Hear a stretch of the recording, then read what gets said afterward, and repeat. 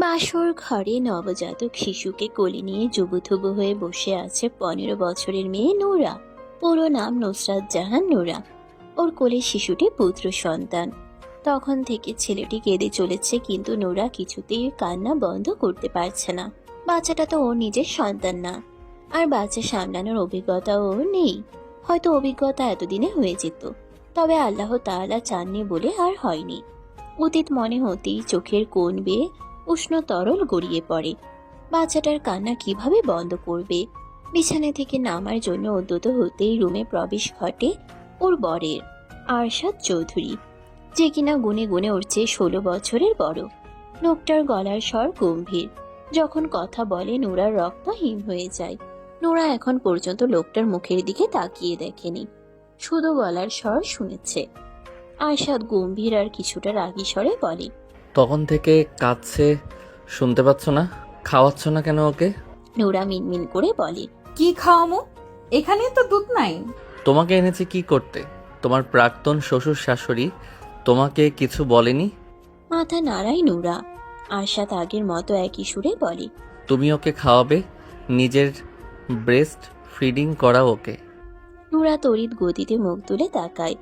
আরশাদের গম্ভীর রাগী চোখ মুখ দেখে সাথে সাথে মাথা নত করে নেয়। 30 মিনিটের মধ্যে ওকে ঘুম পাড়াবে। 30 মিনিট পর আমি রুমে আসবো। মাথা নাড়ায় নূরা। আরশাদ রুম থেকে বেরিয়ে যায়। নূরা বাচ্চাটাকে নিয়ে বিছানায় উঠে বসে, আবার বাচ্চাটাকে ফিডিং করাতে শুরু করে। প্রথমে অবশ্য ওর অনেক সুসুরি লাগছিল আর অস্বস্তি বোধও হচ্ছিল। বারবার সরিয়ে নিচ্ছিল বুক থেকে। বাচ্চাটা খেতে পেয়েও আবার না পেয়ে আগের চেয়ে জোরে জোরে কাঁদতে শুরু করেছিল। আরশাদের ভয়ে নিজের সব অস্বস্তি বোধ দূরে ঠেলে খাওয়াতে শুরু করেছে। ঠিক 30 মিনিট পরেই রুমে আসে আরশাদ। বিছানার দিকে তাকিয়ে দেখে ওর ছেলে আব্রাহাম ঘুমিয়ে গেছে, আর নূরা আব্রাহামের পাশে শুয়ে আছে। এই মেয়ে, ঘুমাতে বলেছি তোমাকে আমি। মাত্রই শুয়েছিল নূরা, চোখে ঘুমও ধরা দিয়েছিল। আরশাদের রাগী গম্ভীর স্বর শুনে ভয়ে তাড়াতাড়ি উঠে বসে। বিছানা থেকে নেমে শাড়ি চেঞ্জ করো। কথাগুলো বলে নিজের ড্রেস হাতে ওয়াশরুমে প্রবেশ করে। নূরা বন্ধ হওয়া ওয়াশরুমের দরজার দিকে তাকিয়ে উপরের দিকে মুখ তুলে তাকায়। বিড়বিড় করে বলে, আল্লাহ, কি এমন পাপ করছিলাম আমি? আমার এত কষ্ট তুমি কেন দাও? এক জাহান্নাম থেকে তুইলাইন না আবার কই ফালাইলা? 10 লক্ষ টাকার বিনিময়ে 15 বছরের ধর্ষিতা নূরাকে কিনে এনে বিয়ে করেছে আরশাদ চৌধুরী। অবশ্য নূরা শুধু ধর্ষিতা নয়, বিধবাও। যেই ছেলে ধর্ষণ করেছিল, বিচারের সময় গ্রামের মানুষ সেই ছেলের সাথেই ওকে বিয়ে দিয়ে দিয়েছিল। এমন ধর্ষিতা মেয়েকে তো অন্য কেউ বিয়ে করতে চাইবে না।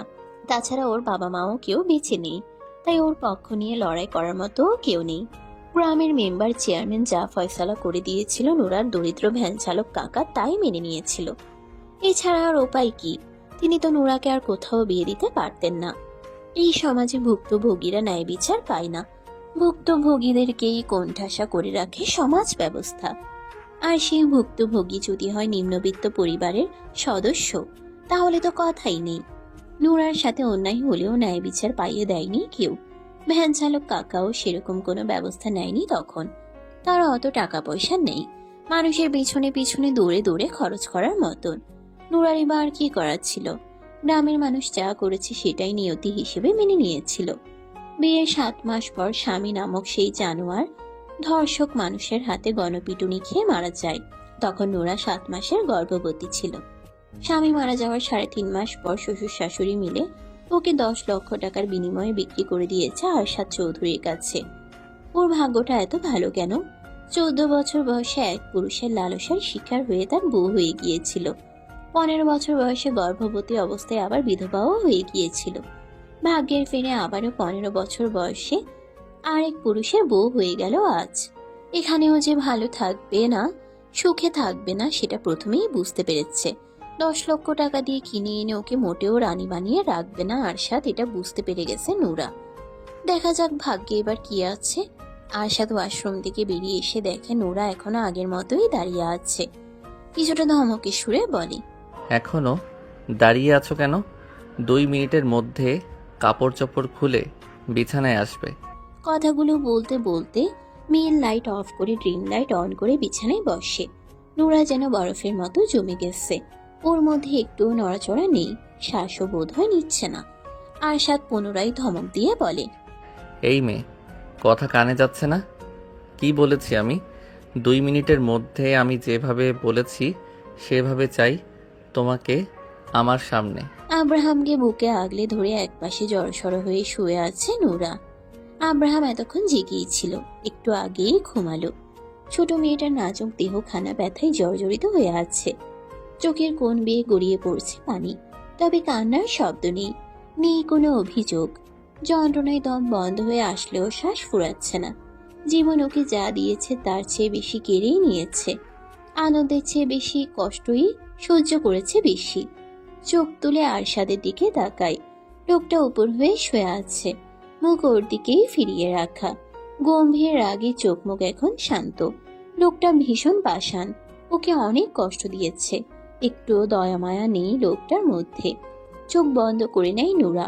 ডুবে যায় সেই সন্ধ্যায়। নুরার কাকি হাঁস মুরগি পালন করেন।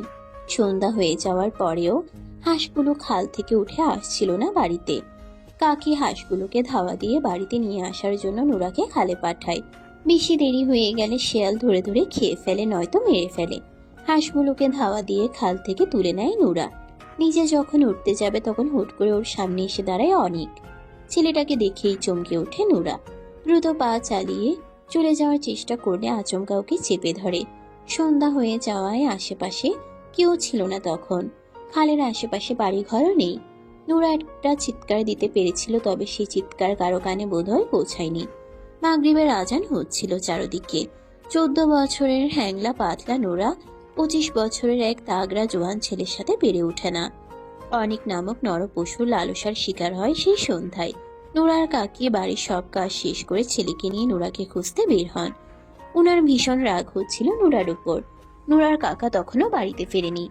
নুরা এমনিতে কোনোদিন সন্ধ্যার পর বাড়ির বাইরে থাকে না। আজকে হাঁসগুলো নিয়ে আসার জন্য গিয়ে কোথায় বসে আছে কে জানে। আশেপাশের প্রতিবেশীর বাড়িতে খোঁজ খবর নিয়ে খুঁজে না পেয়ে খালের পাড়ে এগিয়ে আসেন। গলা ছেড়ে 2 মা ছেলে নুরার নাম ধরে ডাকতে শুরু করে। ডাকাডাকির এক পর্যায়ে টর্চ লাইটের আলোয় খালের আশেপাশে নজর বুলায়।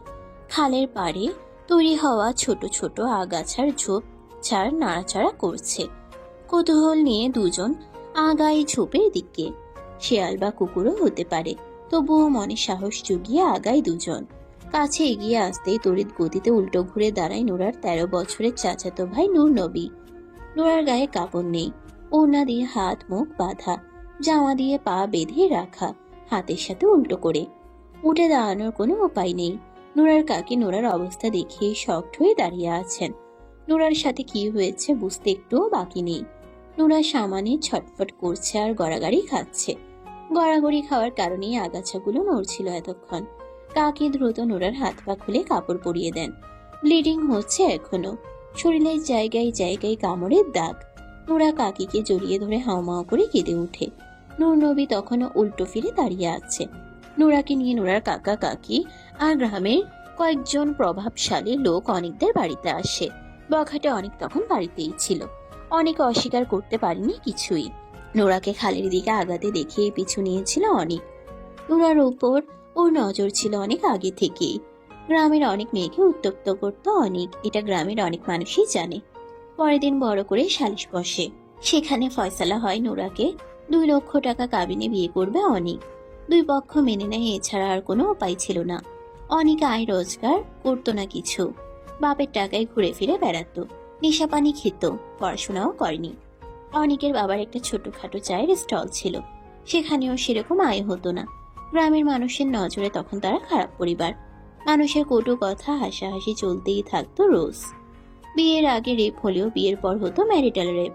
প্রায় প্রতি রাতে ব্যথায় জর্জরিত করে দিত অনেক। নোরা কাঁদলে গলা চেপে ধরতো, ভয় দেখাতো, গায়ে হাত তুলতো।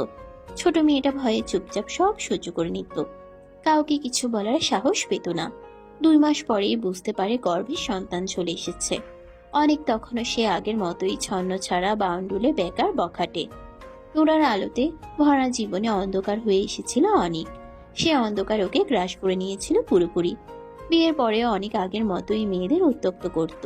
গ্রামের মানুষ অনেককে গ্রাম থেকে বের করে দিতে চায়। গ্রামের মানুষ বের করে দেওয়ার আগেই অনেকের বাবা মা নোরা আর অনেককে নিয়ে পাড়ি জমায় ঢাকায়। বস্তির মতো একটা এলাকায় বাসা ভাড়ায় উঠে দুটো রুম নিয়ে অনেকের বাবা ফ্লাক্সে চা নিয়ে ফেরি করে বিক্রি করত। অনেককে জোর করে একটা রিক্সা ম্যানেজ করে দেন অনেকের বাবা অন্য একজনের মাধ্যমে। অনেক একদিন রিক্সা চালালে 3 দিন বসে থাকে। হাতে যে কয়েক টাকা থাকে সেগুলো দিয়ে বিড়ি সিগারেট গাঁজা খেয়ে শেষ করে। আবার একদিন দুদিন চালায়। নুরা অনেককে কিছু বলার সাহস পেত না। নিজের কিছু প্রয়োজন হলেও মুখ ফুটে বলতে পারতো না। অনেকের প্রতি ভালোবাসা বলতে ছিল না কিছুই ওর মনের মধ্যে। যা ছিল তা শুধুই ঘৃণা, রাগ আর ক্ষোভ। এভাবেই দিন আগাতে থাকে। নুরা তখন 7 মাসের গর্ভবতী। বিকেলে রান্নার প্রস্তুতি নিচ্ছিল। ওদের ঘরের দুয়ারে অনেক মানুষের ভিড় জমে যায়। কান্নার শব্দ ভেসে আসে ওর কানে। রান্নাঘর থেকে বেরিয়ে আসে থাকার ঘরের সামনে। নজরে আসে অনেকের রক্তাক্ত নির্জীব দেহ। নুরা স্থির হয়ে দাঁড়িয়ে তাকিয়ে থাকে অনেকের নির্জীব দেহের দিকে। সেদিন ওর কাকিও এভাবেই স্থির হয়ে দাঁড়িয়ে তাকিয়েছিল ওর দিকে। অনেকের সাথে কি হয়েছিল, ওকে কেন মেরেছে, কে মেরেছে, কখনোই জানতে চায়নি নুরা। অনেকের মৃত্যুতে আয়োজন আহাজারি করে ওর কান্নাও আসেনি। 7 মাস একসাথে থাকলেও মন দেওয়া নেওয়া হয়নি দুজনের। দৈহিক চাহিদায় অনেক ওর কাছে আসতো, প্রয়োজন শেষে আবার দূরে ঠেলে দিত। অনেককে ভালোবাসার মতো কিছুই করেনি অনেক ওর জন্য। অনেক কোনো ভালো স্মৃতি দেয়নি ওকে। সবসময় নিজের ভোগের বস্তুর মতো দেখেছে আর ব্যবহার করেছে। এমন মানুষের প্রতি ভালোবাসা কিভাবে জন্মাবে? অনেকের জন্য কান্না না আসলেও নিজের সন্তানের জন্য কান্না আসছিল। ওই এতিম, আর ওর সন্তানও দুনিয়ায় আসার আগেই এতিম হয়ে গেল। এতিমদের এই সমাজে কোনো দাম নেই। এই সমাজে এতিম মানিয়ে বোঝা। আশেপাশের অনেকেই বলাবলি করছিল, এটা কেমন বউ, জামাই মরে গেছে কিন্তু কাঁদে না কেন? কেউ তো আর জানে না ওর ছোট মনের ভেতর কত ক্ষত আর দুঃখ জমে আছে। সেই দুঃখ ভেদ করে অনেকের জন্য কান্না আসতে পারছে না ওর দু চোখে। অনেককে গ্রামে নিয়ে দাফন করা হয়েছে। অনেকের একটা ছোট বোন আছে, বিয়ে হয়েছে অনেক আগে, তার 2টো সন্তানও আছে। অনেকের আর কোনো ভাই বোন নেই। অনেকের শোক কাটিয়ে ওঠার আগে অনেকের বাবা মা নুরাকে নিয়ে ঢাকায় ফিরে আসে। অনেকের বাবা মায়ের ঢাকায় থাকার আর কোনো দরকার নেই। বখাটে অনেক তো নেই মেয়েদের উত্তপ্ত করার জন্য। কয়েকজন কিছু টাকা পাবে তাদের কাছে, সেগুলো পরিশোধ করে গ্রামে ফিরে যাবে আবার। একা রুমে রাতে শুয়ে অনেকের কথা স্মরণ হতো নুরার। আশ্চর্য, যার মৃত্যুতেও ওর কান্না আসেনি, এখন তার অনুপস্থিতিতে তার শূন্যতা অনুভব করছে। অনেক আর আসেনি ওই রুমে। ওকে ঘুম থেকে টেনে তুলে ব্যথায় জর্জরিত করেনি, গলা চেপে ধরেনি, গালাগালি করেনি, গায়ে হাত তোলেনি। ওকে যন্ত্রণা দেওয়ার জন্য আর ফিরে আসেনি। সবাইকে মুক্তি দিয়ে চলে গিয়েছে সারা জীবনের জন্য। অনেকের মৃত্যুর 1.5 মাস পেরিয়ে যায়। নুরা শুনেছিল অনেককে গণপিটুনি দিয়ে মারা হয়েছে। রিক্সা চালাতে গিয়ে কোনো মেয়ের সাথে নাকি ঝামেলা করেছিল। অবশ্য এই ছেলের তো সুন্দরী মেয়ে দেখলে হুঁশ থাকতো না। বেশি কিছু জানার আগ্রহ দেখায়নি নুরা। নামাজ পড়ে অনেকের জন্য দোয়া করত। যতই হোক স্বামী ছিল তো। দুপুরে রান্নার শেষে গোসল করে নামাজ আদায় করে খাবার খায়। বিছানায় শোয়ার পর অনুভব করে পেটের ভেতর বাচ্চা নড়াচড়া করছে না। স্মরণ হয় আজ সকাল থেকে খুব একটা নড়াচড়া করেনি। ডেলিভারির সময়ও প্রায় হয়ে এসেছে। গ্রামে কাকার বাড়িতে চলে যেতে চেয়েছিল, তবে ওর শ্বশুর শাশুড়ি রাজি হননি। ওনারও গ্রামে ফিরে যেতে চাইলেও আর যাননি, হয়তো আর যাবেনও না। বিকেলে শাশুড়িকে জানাই বাচ্চা নড়াচড়া করছে না দুপুর থেকে। সে গুরুত্ব না দিয়ে বলেছিলেন, মধ্যে মধ্যে বাচ্চা চুপচাপ থাকে, সমস্যা নাই, পরে আবার নড়াচড়া করব। কিন্তু ওর বাচ্চা আর নড়াচড়া করেনি। রাতে পেইন শুরু হয়। পরের দিন সকালে হাসপাতালে যাওয়ার পর মৃত বাচ্চা ডেলিভারি হয়। মেয়ে হয়েছিল। নুরা নিজের সন্তান হারিয়ে সেদিন কেঁদেছিল ভীষণ। পরে আবার আস্তে আস্তে নিজেই নিজের মনকে বুঝ দিয়েছে এতিম হয়ে বেঁচে থাকার চেয়ে না থাকাই ভালো। নানান চিন্তা মাথায় ঘুরঘুর করত। কেমন যেন পাগলের মতো অবস্থা হয়ে গিয়েছিল। ওর শাশুড়ি ওকেই দোষ দিত বাচ্চা মারা যাওয়ায়। নুরা নাকি ইচ্ছে করে মেরেছে ওর সন্তানকে, নিজের রাস্তা খালি করার জন্য। অন্য কাউকে বিয়ে করার জন্য যেন বাধা না থাকে, তাই বাচ্চাকে মেরেছে। নুরা কাকার বাড়িতে ফিরে যেতে চাইলেও ওর কাকা কাকি আগ্রহ দেখায়নি। যে বোঝা ঘাট থেকে নেমে গিয়েছে সে বোঝা আর ঘাড়ে তুলতে চায়নি। তারপর একদিন কিভাবে যেন আরশাদ চৌধুরী ওর খোঁজ পেয়ে গেল। তারপর টাকার বিনিময়ে চিরদিনের জন্য কিনে নিয়ে আসলো নিজের কাছে। আরশাদ চৌধুরী চাইলেই ধনী পরিবারের মেয়েকে বিয়ে করতে পারত, চাইলে অবিবাহিত সুন্দরী মেয়ে বিয়ে করতে পারত। আরশাদ চৌধুরী ভীষণ চালাক চতুর একজন মানুষ। সে জানে নুরাকে যেভাবে খুশি সেভাবেই নাচাতে পারবে। ও টু শব্দের বিপরীতে নোরা টু শব্দ করতে সাহস করবে না কোনোদিন। নোরা শোয়া থেকে উঠে ফ্রেশ হয়ে আসে, সারা অঙ্গে ব্যথা অনুভব করছে, মনে হচ্ছে কেউ যেন খুব মেরেছে ওকে। বিষণ্ণ হয়ে উদাস মনে সোফায় গায়ে নিয়ে বসে পড়ে। অনেকের বাবা মা ওকে পছন্দ করে না, ভালোবাসে না জানতো, কিন্তু টাকার বিনিময়ে এভাবে বিক্রি করে দেবে কল্পনাও করেনি। বিছানায় শুয়ে থাকা আরশাদের দিকে তাকায় আবার। আরশাদের প্রথম বউ কোথায়? এত ছোট বাচ্চা রেখে কোথায় গেছে? মারা গেছে নাকি বাড়িতেই আছে? আরশাদের পরিবারের সবাই কোথায়? নানান প্রশ্ন মাথায় ঘুরঘুর করলেও উত্তর দেওয়ার মতো কেউ নেই। আরশাদকে স্বাভাবিক মানুষের মতো লাগেনি ওর কাছে, কেমন যেন সাইকো টাইপের। আরশাদের ঘুম ভাঙে অনেক দেরি করে। শোয়া থেকে উঠে বসে কিছু সময় চোখ বন্ধ করে বসে থাকে। চোখ মেলে বিছানায় তাকায়। নোরা বা আব্রাহাম কাউকেই দেখতে পায় না। পুরো রুমে নজর বুলায়। ব্যালকনির দরজা খোলা দেখতে পায়।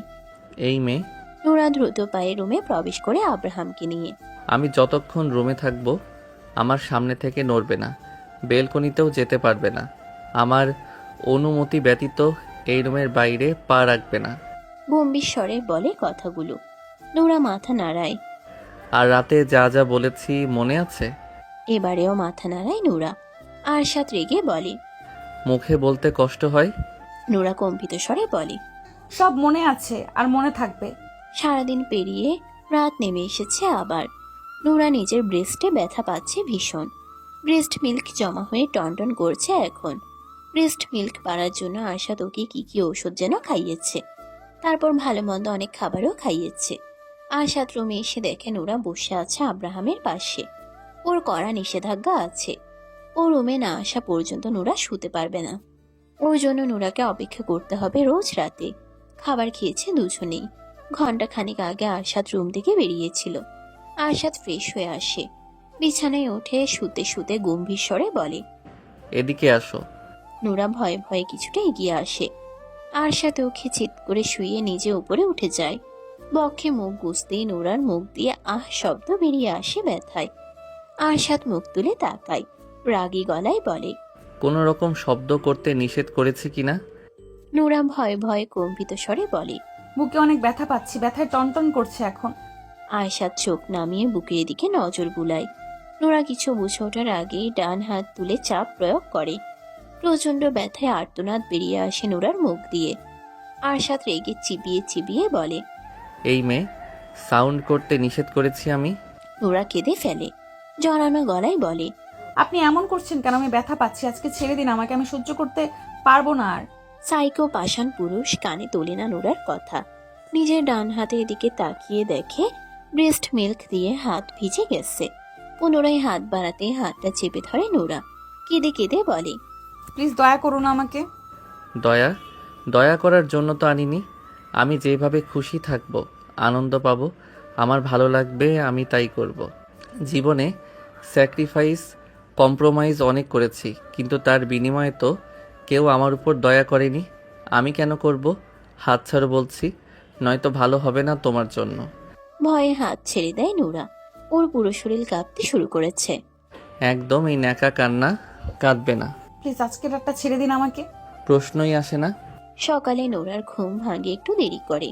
ঘুম থেকে উঠে দেখে আরশাদ নেই বিছানায়। আব্রাহাম গভীর ঘুমে রয়েছে। বিছানা ছেড়ে নেমে দাঁড়ায়। রাতে অনেক ভয় পেয়ে গিয়েছিল, কিন্তু আরশাদ ওর সাথে কিছু করেনি আর। ওর কান্না দেখে ছেড়ে দিয়েছিল, পরে আর রাগারাগিও করেনি। আব্রাহাম রাতে অনেকক্ষণ জেগেছিল। ঘুম ঘুম চোখে আব্রাহামকে কোলে নিয়ে বসেছিল নোরা। আর এই কারণেই সকালে ঘুম থেকে উঠতে দেরি হয়ে গেছে।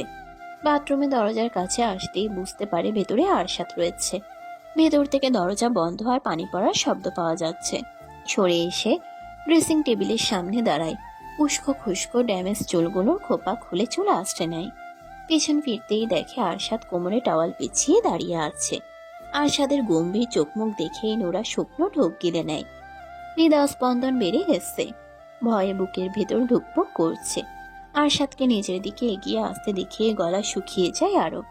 সামনে থেকে সরবে নাকি দাঁড়িয়ে থাকবে বুঝতে পারছে না। সরলে যদি রেগে যায়, আবার না সরলেও যদি রেগে যায়, কোন দিকে যাবে নোরা? এমন অদ্ভুত একজন মানুষের সাথে এক ছাদের নিচে একসাথে কিভাবে বসবাস করবে নোরা?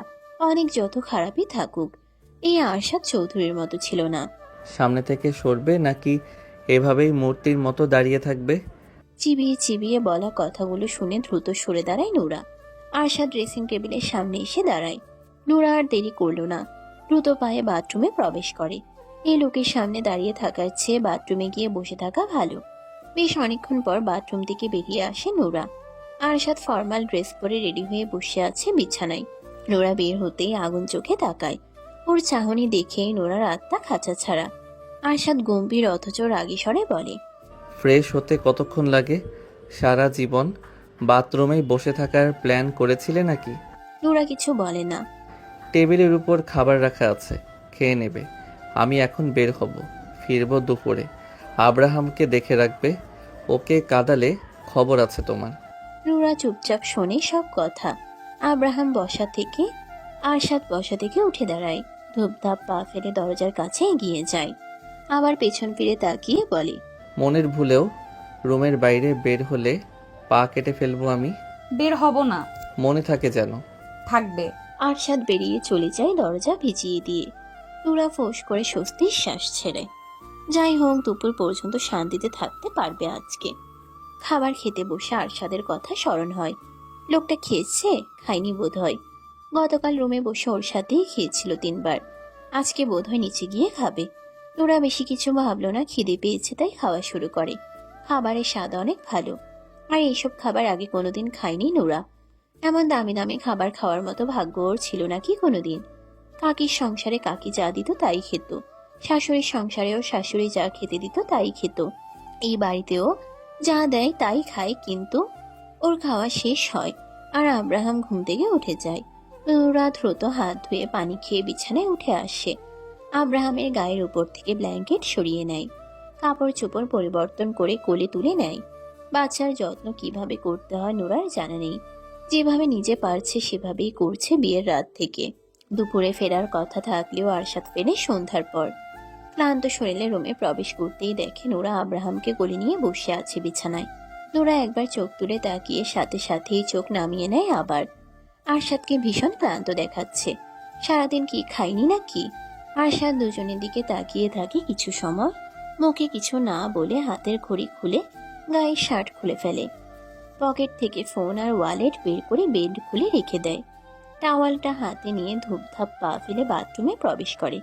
এখান থেকে এখানে একটু আস্তে ধীরেও তো যাওয়া যায়। বেশ সময় নিয়ে গোসল করে বাথরুম থেকে বের হয় আরশাদ। ক্লান্ত চোখ মুখ এখন একটু সতেজ লাগছে।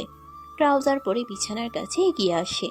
নোরার সামনে বসতেই নোরার শ্বাস প্রশ্বাস বন্ধ করে নেয়। শ্বাস নেওয়ার শব্দ শুনে যদি রেগে যায়। নিজের বলিষ্ঠ হাত দুটো বাড়িয়ে নোরার কোল থেকে আব্রাহামকে নিজের কোলে তুলে নেয় আরশাদ। নোরা ভয়ে ভয়ে একটু পিছিয়ে যায়। আরশাদ চোখ তুলে তাকাতেই স্থির হয়ে বসে রইল আবার। আরশাদ ছেলের গায়ের জামা তুলে ভালোভাবে খেয়াল করে। নোরার দিকে তাকিয়ে বরাবরের মতো গম্ভীর স্বরে বলে, ওর গায়ে বেবি ওয়েল দিয়ে দাওনি? দুপুরে গোসল করানোর পরে দিয়েছিলাম। তারপর আর দাওনি না। কেন? জোরে কথা শুনে চমকে ওঠে নোরা। ভয়ে ভয়ে আরশাদের মুখের দিকে তাকিয়ে সাথে সাথে মাথা নত করে নেয় আবার। কম্পিত স্বরে বলে, দুপুরে দিছিলাম, এই জন্যই আর দেই নাই। এই ভাষায় আমার সামনে কথা বলতে নিষেধ করেছিলাম আমি। ভুল হয়ে গেছে, আর বলবো না। এক ভুল কতবার হয়? আর হবে না। ওয়েল মেসেজ করনি কেন? ত্বক কেমন খসখসে হয়ে গেছে, চোখে দেখনি? কিভাবে বাচ্চার যত্ন নিতে হয় জানো না? না। এর আগে কোনো বাচ্চার যত্ন নাওনি? না। কাউকে নিতেও দেখনি? না। ওর পুরো শরীর ওয়েল ম্যাসাজ করো এখনই। বিছানায় শুয়ে দেয় আব্রাহামকে। নোরা বেবি অয়েলের বোতল নিয়ে আসে। আব্রাহামের গায়ের পোশাক খুলে অয়েল ম্যাসাজ করতে শুরু করে। এটা কিভাবে করছো? কিভাবে করব? কিচ্ছু পারো না দেখছি। নোরা চুপ হয়ে থাকে। আরশাদ দেখিয়ে দেয় কিভাবে কিভাবে অয়েল ম্যাসাজ করতে হবে।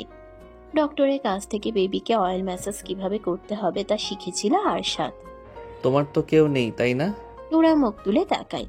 পুনরায় অয়েল ম্যাসাজ করতে করতে বলে, কাকা কাকি আর 2 কাকাতো ভাই বোন আছে। তোমার বাবা মায়ের কি হয়েছিল? ঘরে আগুন লেগে মারা গিয়েছিল। তখন তুমি কতটুকু ছিলে? 3-4 বছরের মনে হয়। তুমি বাঁচলে কিভাবে? নোরা মুখ তুলে তাকায় আবার। ও, আমাদের ছনের ঘর আসিল, উপরের চাল আসিল টিনের আর বেড়া আসিল ছনের। ওই দিন আমি দাদির কাছে ছিলাম, আব্বা আম্মা ঘরে ঘুমিয়েছিল। রাতে কেমনে জানি আগুন ধরে যায়, আর আব্বা আম্মা বের হতে পারে নাই, আগুনে পুইরা মুইরে গেছে। আরশাদ আর কোনো প্রশ্ন করে না, চুপচাপ থাকে কিছুক্ষণ, তারপর আবার বলে। তুমি প্রেম করে বিয়ে করেছিলে তাই না? চমকিত নয়নে তাকায় নোরা। কথা বলছো না কেন? এ কথা আপনারা কে বলছে? আমার সামনে শুদ্ধ ভাষায় কথা বলতে বলেছি, এইসব আঞ্চলিক ভাষায় কথা বলবে না আমার সামনে। প্রেম করে বিয়ে করেছি কে বলেছে আপনাকে? অ্যারেঞ্জ ম্যারেজ ছিল? না। Love marriage? না। অ্যারেঞ্জ ম্যারেজ না, আবার লাভ ম্যারেজও না, তাহলে বিয়ে হয়েছিল কিভাবে? নোরা চুপ হয়ে থাকে। ও মোটেও এসব কথা মুখ দিয়ে বের করতে চায় না। তেলের বোতল রেখে আব্রাহামকে পাতলা গেঞ্জি পরিয়ে দেয়, নরম কাপড়ে আচ্ছাদিত করে কোলে তুলে নেয়। আমি কিছু জিজ্ঞেস করেছি, উত্তর দাও। আপনি পুরনো কথা কেন শুনতে চাইছেন? বলো তুমি। নোরা বুঝতে পারছে না বলে আর উপায় নেই, বলতেই হবে। মাথা নত করে আব্রাহামের মুখের দিকে তাকিয়ে বলতে শুরু করে সেদিন সন্ধ্যা থেকে পরের দিন বিয়ে হওয়া পর্যন্ত সকল ঘটনা। নোরার কথা শেষ হতে আরশাদ চোখ বন্ধ করে নেয়, লম্বা শ্বাস টেনে নিয়ে ফোঁস করে ছাড়ে। বুকের ভিতর কিছু একটা হচ্ছে। কিছু সময় পর চোখ মেলে তাকায়। নোরা এখন আব্রাহামের মুখের দিকে তাকিয়ে আছে। ওর চোখ দুটো থেকে টপ টপ করে পানি গড়িয়ে পড়ছে আব্রাহামের গায়ের উপর। আরশাদ পুনরায় গম্ভীর স্বরে বলে, বিয়ের পর থেকে শেষ পর্যন্ত বলো, কোনো কিছু যেন বাদ না পড়ে। নোরা নিজের দিকে দৃষ্টি রেখেই শুরু থেকে শেষ পর্যন্ত খুলে বলে সব। ওর হেঁচকে উঠে গেছে। আরশাদ হাত বাড়িয়ে ছেলেকে কোলে তুলে নেয়, ক্ষুব্ধ স্বরে বলে, ওই দুজন আমাকে মিথ্যে বলেছে তাহলে? নোরা চোখের পানি মুছে মুখ তুলে তাকায়। আরশাদের কথাগুলো বুঝতে পারেনি বোধ হয়। কে মিথ্যে বলেছে এটা জিজ্ঞেস করার সাহস হচ্ছে না ওর। আরশাদ আবার বলে, তুমি মিথ্যে বলেছ না তো আমাকে? নোরা দ্রুত দুদিকে মাথা নাড়ায়। আমি কিন্তু মিথ্যে একদম সহ্য করতে পারি না। খোঁজ নিয়ে যদি জানতে পারি তুমি আমাকে মিথ্যে বলেছ, তাহলে তোমার কি অবস্থা করব কল্পনাও করতে পারবে না। আমি মিথ্যে বলিনি আপনাকে। এত কিছু হওয়ার পরেও তুমি কেন তোমার কাকার বাড়িতে ফিরে যাওনি? ফিরে যেতে চেয়েছিলাম, কিন্তু কাকা কাকি নিতে চাইনি। ঘাট থেকে নেমে যাওয়া বোঝার ঘাড়ে তুলতে চাইনি। আমাকে অনেকের বাবা মার সাথেই মানিয়ে নিয়ে থাকতে বলেছিল। যাও, মুখ ধুয়ে আসো। নোরা বিছানা থেকে নেমে বাথরুমে প্রবেশ করে। বাথরুমে প্রবেশ করেই শব্দ করে কেঁদে ওঠে, দ্রুত নিজের মুখ নিজেই চেপে ধরে কান্নার শব্দ বন্ধ করার জন্য। রুমে বসে থাকা আরশাদ নোরার কান্না স্পষ্ট শুনতে পেয়েছে। এতক্ষণ ওর সামনে বসে থাকায় কাঁদতে পারছিল না। বসা থেকে উঠে ছেলেকে কোলে নিয়ে রুম থেকে বেরিয়ে যায়। নোরা বাথরুম থেকে বেরিয়ে হাত মুখ মুছে নেয়। আরশাদ রুমে নেই এখন। বাথরুম থেকে বের হতে কি বেশি দেরি করে ফেলেছে? আরশাদ কি রাগারাগি করবে ওর উপর? মনে মনে ভয় পাচ্ছে নোরা। বিছানার দিকে আগাতেই গলা খাকারি দিয়ে রুমে প্রবেশ করে একজন মেয়ে। কাচের ছোট গোল টেবিলের উপর ট্রে রেখে রুম থেকে বেরিয়ে যায়, খালি জগ দুটো হাতে নিয়ে। আরশাদ রুমে প্রবেশ করে। ওকে দেখে একপাশে জড়সড় হয়ে দাঁড়ায় নোরা। আব্রাহাম ঘুমিয়ে গেছে। বিছানায় শুয়ে দিয়ে ঢেকে দেয় আরশাদ। সোজা হয়ে দাঁড়িয়ে নোরার দিকে তাকাতেই নোরা মাথা নিচু করে নেয়। খিদে পেয়েছে আমার। নোরা চোখ তুলে একবার তাকিয়ে টেবিলের কাছে এগিয়ে আসে। দুটো প্লেট সোজা করে খাবার বেড়ে নেয়। মিট নক করে অনুমতি নিয়ে রুমে প্রবেশ করে। পানির জগ দুটো রেখে চলে যায় সাথে সাথেই। আরশাদ চেয়ার টেনে বসে খাবার খাওয়ার জন্য। কাজের চাপে দুপুরে খাওয়ার সময় পায়নি, আর ওর খেতেও ইচ্ছে হয়নি। খেতে বসছো না কেন? দ্রুত চেয়ারে বসে পড়ে নোরা। প্লেটের দিকে দৃষ্টি রেখে খাওয়া শুরু করে। খাওয়ার ফাঁকে ফাঁকে আরশাদের কিছু লাগবে কিনা জিজ্ঞেস করে তুলে দেয় প্লেটে। খাওয়া শেষে আরশাদ রুম থেকে বেরিয়ে যায়। নোরা প্লেট বাটিগুলো গুছিয়ে রেখে বিছানায় এসে বসে। এখন ওর শুয়ে ঘুমোতে ইচ্ছে করছে। দুর্বল শরীর থাকায় অলসতা ভর করেছে খাওয়ার সাথে সাথেই। 10টার পর রুমে ফিরে আসে আরশাদ। বিছানার দিকে তাকিয়ে দেখে নোরা ঘুমে দুলছে রীতিমতো। চোখ দুটো অনেক কষ্টে মেলে রেখেছে। দরজা লাগিয়ে ফ্রেশ হয়ে এসে পানি খায়। রুমের মেন লাইট অফ করে ড্রিম লাইট অন করে, তারপর বিছানায় উঠে বসে। আরশাদকে রুমে ফিরে আসতে দেখে নোরার ঘুমটুম সব পালিয়ে গেছে। আমার দিকে ঘুরে বসো। আরশাদের রাশভারী গম্ভীর স্বর শুনে নোরার ভিতর পর্যন্ত কেঁপে ওঠে। এতটা গম্ভীর হয়ে কেউ কিভাবে কথা বলতে পারে? নোরা ঘুরে বসে। আরশাদ আব্রাহামের দিকে দেখিয়ে বলে, ওর নাম কি? আব্রাহাম চৌধুরী। ওর বাবার নাম? নোরা মুখ তুলে তাকায়। এমন অদ্ভুত প্রশ্নগুলো কেন করছে ওকে? ওর বাবার নাম কি? আরশাদ চৌধুরী। ওর মায়ের নাম? নোরা এবার আর কিছু বলতে পারে না। আব্রাহামের মায়ের নাম তো ওর জানা নেই। ও তো শুধু আব্রাহাম আর আরশাদের নাম শুনেছিল, তাছাড়া আর কারো নাম জানে না এই বাড়ির। আরশাদের বাবার নামটাও ভুলে গেছে। কিছু জিজ্ঞেস করেছি আমি? নোরা চুপ হয়ে থাকে। আরশাদের মেজাজ আরো গরম হতে শুরু করে। চিবিয়ে চিবিয়ে বলে, আব্রাহাম কি হয় তোমার? নোরা ভয় পেলেও চুপ হয়ে আছে। কি বলবে মাথায় আসছে না কিছু। ভয়ে বোধ বুদ্ধি লোপ পেয়েছে। আমি কে হই তোমার? স্বামী। তাহলে আমার ছেলে কি হবে তোমার? ছেলে। ও কার পেট থেকে হয়েছে? নোরা আবার চুপ হয়ে থাকে। আরশাদ মেজাজ হারিয়ে নোরার চোয়াল চেপে ধরে মুখের দিকে তুলে বলে, আব্রাহাম আমার আর তোমার ছেলে। ওর বাবা আমি আর মা তুমি। ও তোমার পেট থেকে হয়েছে। কার পেট থেকে হয়েছে? নোরা ভয়ে ভয়ে কম্পিত স্বরে বলে, আমার। ওর মা কে? আমি। ওর বাবা মা কে? আমি আর আপনি। হ্যাঁ, সারা জীবন মনে থাকে যেন এই কথাগুলো। আমরা আসল সত্যি জানলেও পুরো দুনিয়া জানবে ও তোমার পেট থেকে হয়েছে। ওর আসল বাবা মা আমরা, বুঝতে পেরেছো? হ্যাঁ। আরশাদ নোরার চোয়াল ছেড়ে দেয়। এক টানে শুয়ে দেয় বিছানায়। মুহূর্তেই নিজে উঠে যায় নোরার উপরে। ঘাড়ে মুখ বুঝতেই বুঝতে পারে নোরা নাক টানছে। বিরক্তিতে মুখ তুলে তাকিয়ে রাগী স্বরে বলে, কি হয়েছে? ছেড়ে দিন আমাকে। গতকাল কি বলেছিলে মনে নেই? বুকে ব্যথা পাচ্ছি। কথা বলতে বলতে কেঁদে ফেলে নোরা। নোরার কান্না দেখে ওর বুকের উপর থেকে নেমে আসে আরশাদ। বিরক্তি নিয়ে বলে, ফ্যাস ফ্যাস করে কাঁদা বন্ধ করো, নয়তো মুখের ভেতর কাপড় গুজে দিব। নোরা আব্রাহামের দিকে ফিরে শোয়। কান্না গিলে নেয় দ্রুত। চোখ দিয়ে গল গল করে পানি ছড়লেও মুখ দিয়ে শব্দ বের হচ্ছে না তার। একটু পর পর শুধু শরীর ঝাঁকিয়ে দিচ্ছে।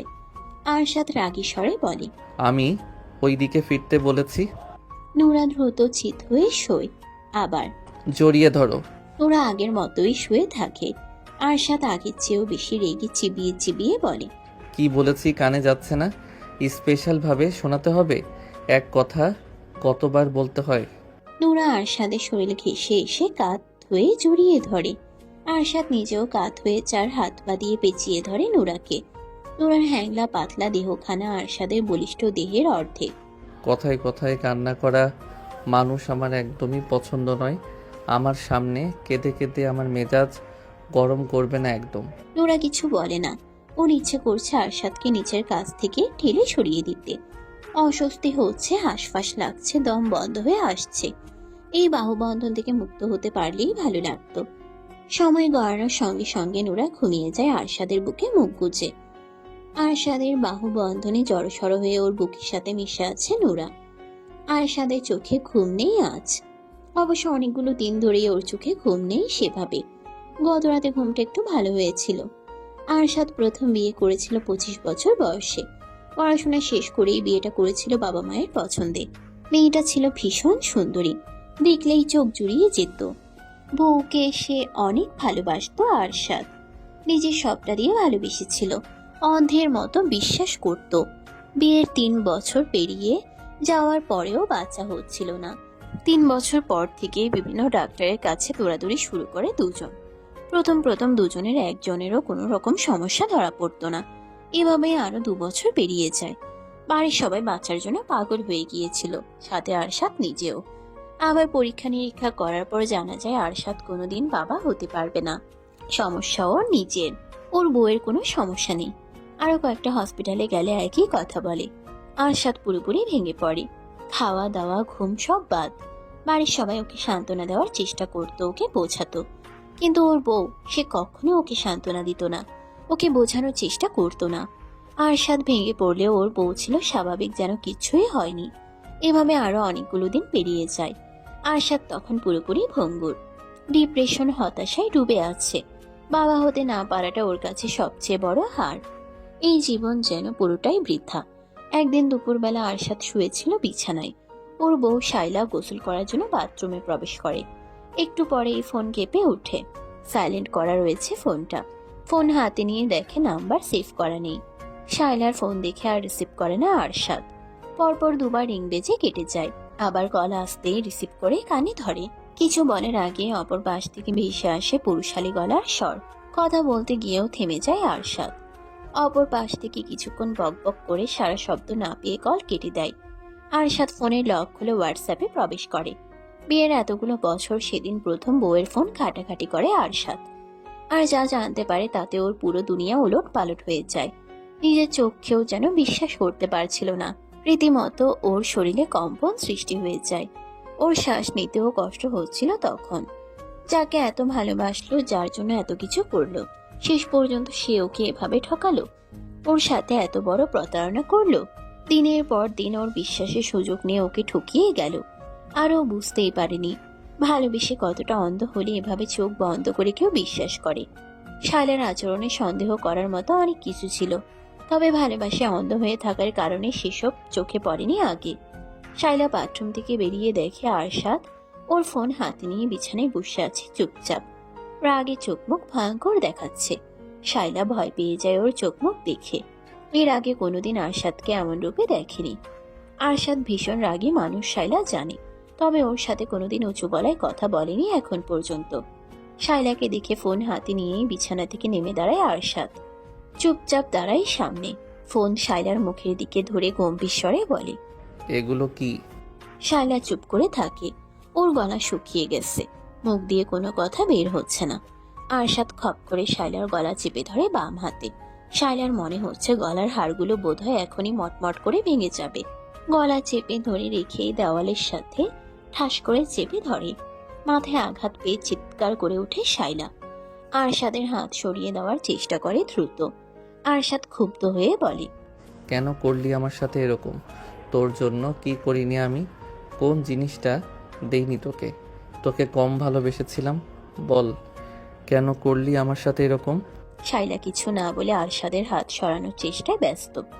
ভালো যদি নাই বাসিস তাহলে বিয়ে করেছিস কেন? বল, কেন বিয়ে করেছিস? কেন অভিনয় করলি আমার সাথে? বিয়ের আগে যখন বারবার জিজ্ঞেস করলাম তখন মিথ্যে কেন বলেছিলি? মুখ খোল, নয়তো তোকে জানে মেরে ফেলবো আজ। আরশাদের চিৎকারে বাড়ির সবাই উপস্থিত হয়ে গেছে ওর রুমে। যেভাবে শায়লার গলা চেপে ধরে আছে, এভাবে আরেকটু সময় থাকলে শায়লা মারা যাবে।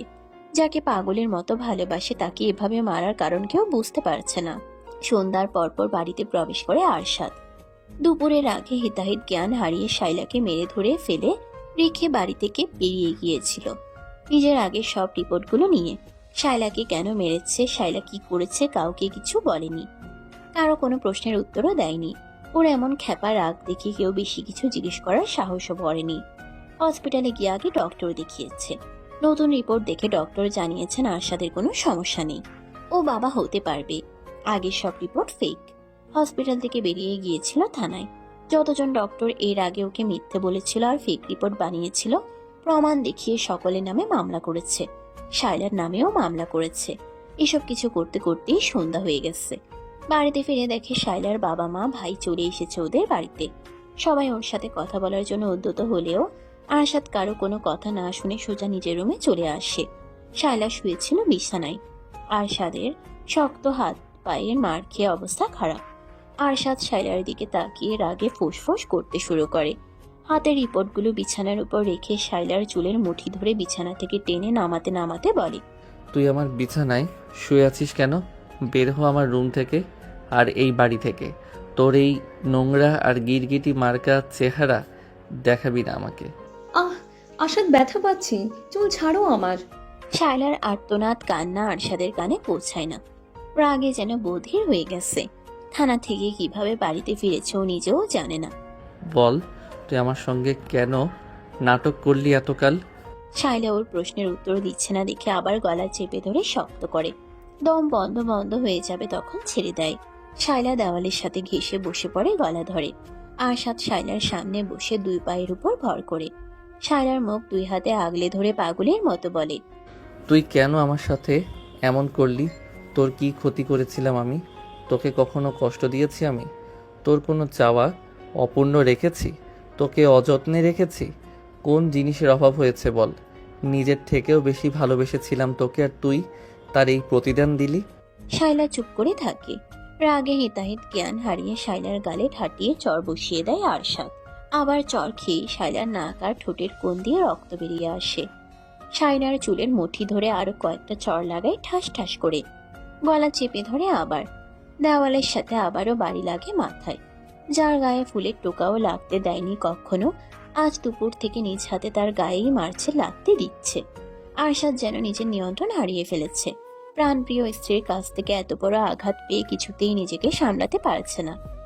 আরশাদের গর্জন আর শাইলার কান্না শুনে বাড়ির সবাই আবারও উপরে উঠে এসেছে। আরশাদের ছোট ভাই এরশাদ এগিয়ে এসে আরশাদকে সরানোর চেষ্টা করে। আরশাদ ওকে এক ঝটকায় ফেলে দেয় নিচে। বাড়ির সবাই এগিয়ে এসে আরশাদকে টেনে সরিয়ে নেয়। আরশাদ সকলের কাছ থেকে নিজেকে ছাড়ানোর জন্য ধস্তাধস্তি করতে করতে গর্জন করে বলে, ছাড়ো আমাকে, ওকে আজকে আমি খুন করে ফেলবো। আরশাদের বাবা ছেলেকে শান্ত করার চেষ্টা করে বলেন, কি হয়েছে? তুমি এমন করছো কেন? শায়লা কি করেছে? এই মহিলা এতগুলো দিন ধরে আমাকে ঠকাচ্ছে। ওর উপরে এক আর ভেতরে আরেক। ও অন্য এক ছেলেকে ভালোবাসে বিয়ের আগে থেকেই। এখনও সেই ছেলের সাথে পরকীয়া কন্টিনিউ রেখেছে। আমার কোনো সমস্যা নেই। এই নষ্ট মহিলা ডাক্তারদের আগেই টাকা খাইয়ে রাখতো, সেজন্য ডাক্তাররা ফেক রিপোর্ট বানাতো আর মিথ্যে বলতো। এই জন্যই ও সবসময় ওর পরিচিত ডাক্তারদের কাছে যেতে চাইতো। পাগলের মতো কি বলছে সব? আমি পাগলই হয়ে গেছি এখন। ওকে খুন করব আমি, তবেই শান্তি পাবো। কোনো কিছু ভুল বোঝাবুঝি হয়েছে, মাথা ঠান্ডা করো আগে। আরশাদ সকলের কাছ থেকে নিজেকে ছাড়িয়ে নেয়। পকেট থেকে শাইলার ফোন বের করে একের পর এক পিক বের করে সকলকে দেখাতে শুরু করে। চ্যাট বক্সে থাকা সুশীল অশ্লীল চ্যাট বের করে দেখায় সকলকে। ভয়েস রেকর্ডগুলো শোনায়। ঘৃণায় সকলের চোখ মুখ পরিবর্তন হয়ে গেছে। শাইলার বাবা মা ভাই মাথা নিচু করে নিয়েছে। আরশাদ রাগে ফেটে পড়ছে। রাগের কারণে থরথর করে কাঁপছে ওর পুরো শরীর। পুনরায় শাইলার সামনে বসে বলে, কথা বলছিস না কেন? বল, কেন আমার সাথে এত বড় নাটক করলি? কেন আমার বিশ্বাস নিয়ে খেললি? আমাকে কেন ঠকালি? মুখ খোল, নয়তো তোর জিহ্বা টেনে ছিঁড়ে ফেলবো আমি। শাইলা কান্না করতে করতে নিচের দিকে তাকিয়ে বলতে শুরু করে, আমি বিয়ের আগে থেকে নিশানকে ভালোবাসি। আমাদের বিয়ের 1 মাস আগে ওর সাথে ব্রেকআপ হয়ে যায়। তাই জেদের বশে আমিও বিয়েটা অমত করিনি। সব কিছু ঠিকঠাকই চলছিল। আমাদের বিয়ের 2 বছর পর নিশানের সাথে যোগাযোগ হয় আবার। নিশান নিজে থেকেই যোগাযোগ করেছিল। ও আমার লাইফে ফিরতে চাইছিল আবার। আমিও কেন যেন না করতে পারিনি। ফোনেই কথা হতো আমাদের। এর মধ্যে তুমি বাচ্চার জন্য পাগল হয়ে ওঠো। 3 বছর পরেও যখন বাচ্চা হচ্ছিল না, তখন ডক্টর দেখাতে শুরু করো। তখন আমি লুকিয়ে লুকিয়ে মেডিসিন নিতাম যেন বাচ্চা না হয়। এর মধ্যে আরও অনেক কিছু ঘটে যায়। নিশান আমাকে হসপিটাল আর ডক্টরের নাম বলে দিত আগেই। আমিও তোমাকে নিয়ে তাদের কাছেই যেতাম। আরশাদ শাইলার চোয়াল শক্ত করে চেপে ধরে চিবিয়ে চিবিয়ে বলে, এতই যখন ভালোবাসিস তাহলে যাসনি কেন? কেন এত নাটক করলি? তোকে তো সব রকম ফ্রিডম দেওয়া হয়েছিল, চাইলেই চলে যেতে পারতি। যাসনি কেন? শাইলা চুপ করে থাকে। আরশাদ আবার বলে, আমার টাকায় খাবি, পড়বি আর অন্যের সঙ্গে রঙ্গলীলা করবি, তাই না? তুই কি ভেবেছিস তোর চালাকি আমি ধরতে পারবো না? আমি বুঝতে পেরে গেছি তুই কেন আমাকে ছেড়ে এখনো যাসনি। ওই বাড়িটার জন্য, তাই না? বাড়িটা তোর নামে লিখে দিলেই তুই আমাকে ছেড়ে চলে যেতি। কি আমি ঠিক বলছি না? শাইলা এবারেও চুপ করে থাকে। বিয়ের 1 বছর পরেই আরশাদ নিজেদের জন্য আলাদা একটা বাড়ি তৈরি করার সিদ্ধান্ত নেয়। বাড়িটা যেখানে হবে সেই জমি শহর থেকে একটু দূরে। বাড়ির কাজ শুরু করার পর আরশাদ সিদ্ধান্ত নেয় বাড়িটা শাইলাকে গিফট করবে। একদিন কথায় কথায় শাইলাকে বলে ফেলেছিল নিজের সিদ্ধান্ত।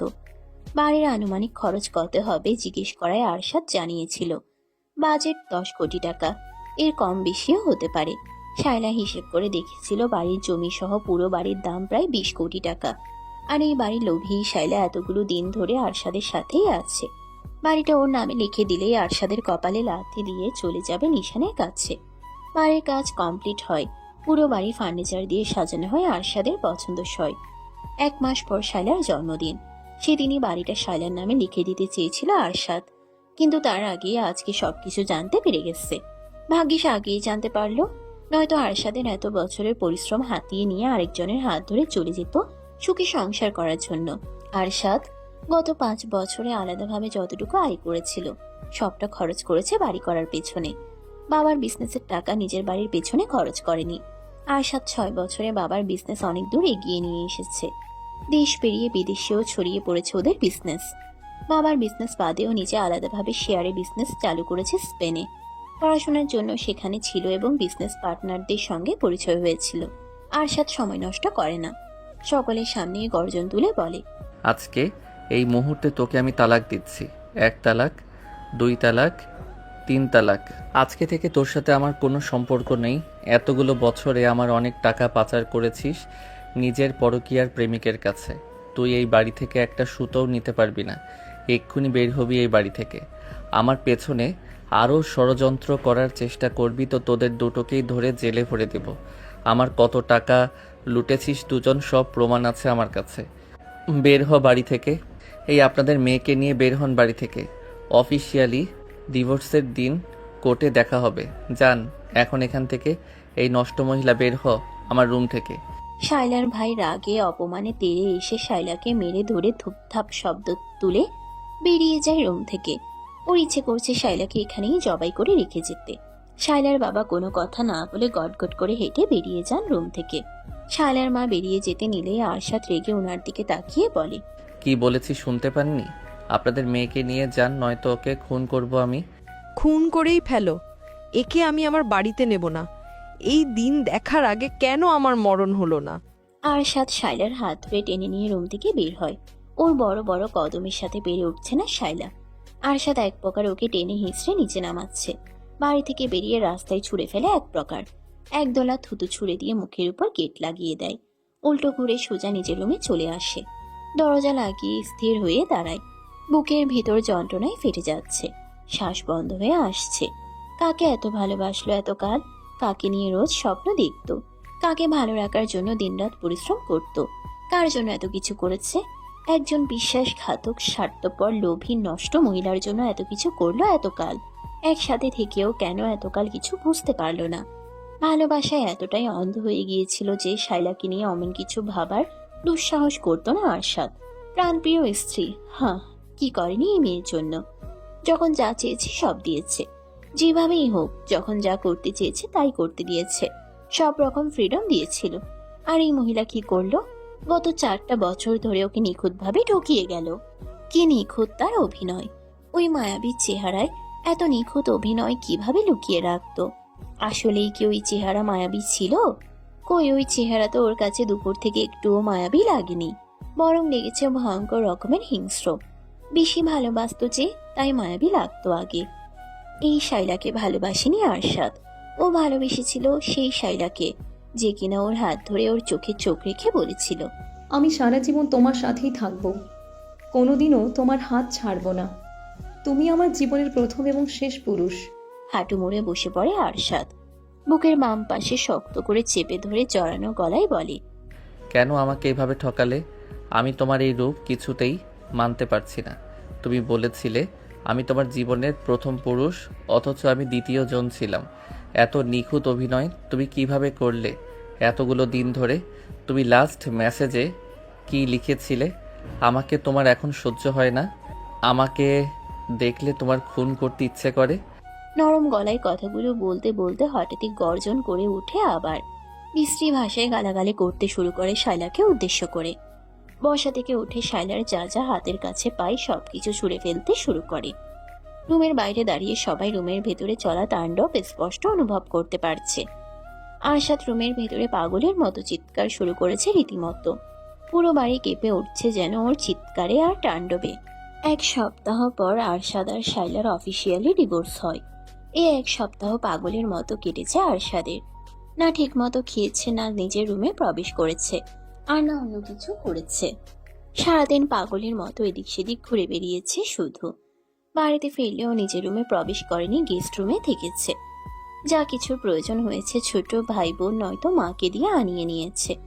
ওই রুমে প্রবেশ করলে আরো পাগলের মতো হয়ে গেছে। শায়লার সাথে কাটানো স্মৃতিগুলো মাথা চাড়া দিয়ে উঠেছে। সবকিছু ধ্বংস করে দিতে ইচ্ছে করেছে তখন। অফিসিয়ালি ডিভোর্স হওয়ার পর আরশাদ ওই বাড়িতে আর ফিরে যায়নি। নিজের টাকায় করা বাড়িটাই চলে আসে একাই। কারোর সাথে থাকতেও ভালো লাগছিল না। ওই বাড়িতে গেলেও দম বন্ধ হয়ে আসতো। পরিবারের সবাইকে এই বাড়িতে আসতেও নিষেধ করে দিয়েছে। ওকে ডিস্টার্ব করতে কেউ যেন এই বাড়িতে না আসে। ওর যখন ইচ্ছে হবে তখন নিজেই যাবে বাড়িতে। অবশ্য অফিসে গেলে রোজ দেখা হয় বাপ ভাইয়ের সাথে। ডিভোর্সের 15 দিন পর বেশ রাত করে অফিস থেকে ফিরছিল আরশাদ। ওর মনে শান্তি লাগছিল না। মাঝ রাস্তায় গাড়ি থামিয়ে নেমে দাঁড়ায় গাড়ি থেকে।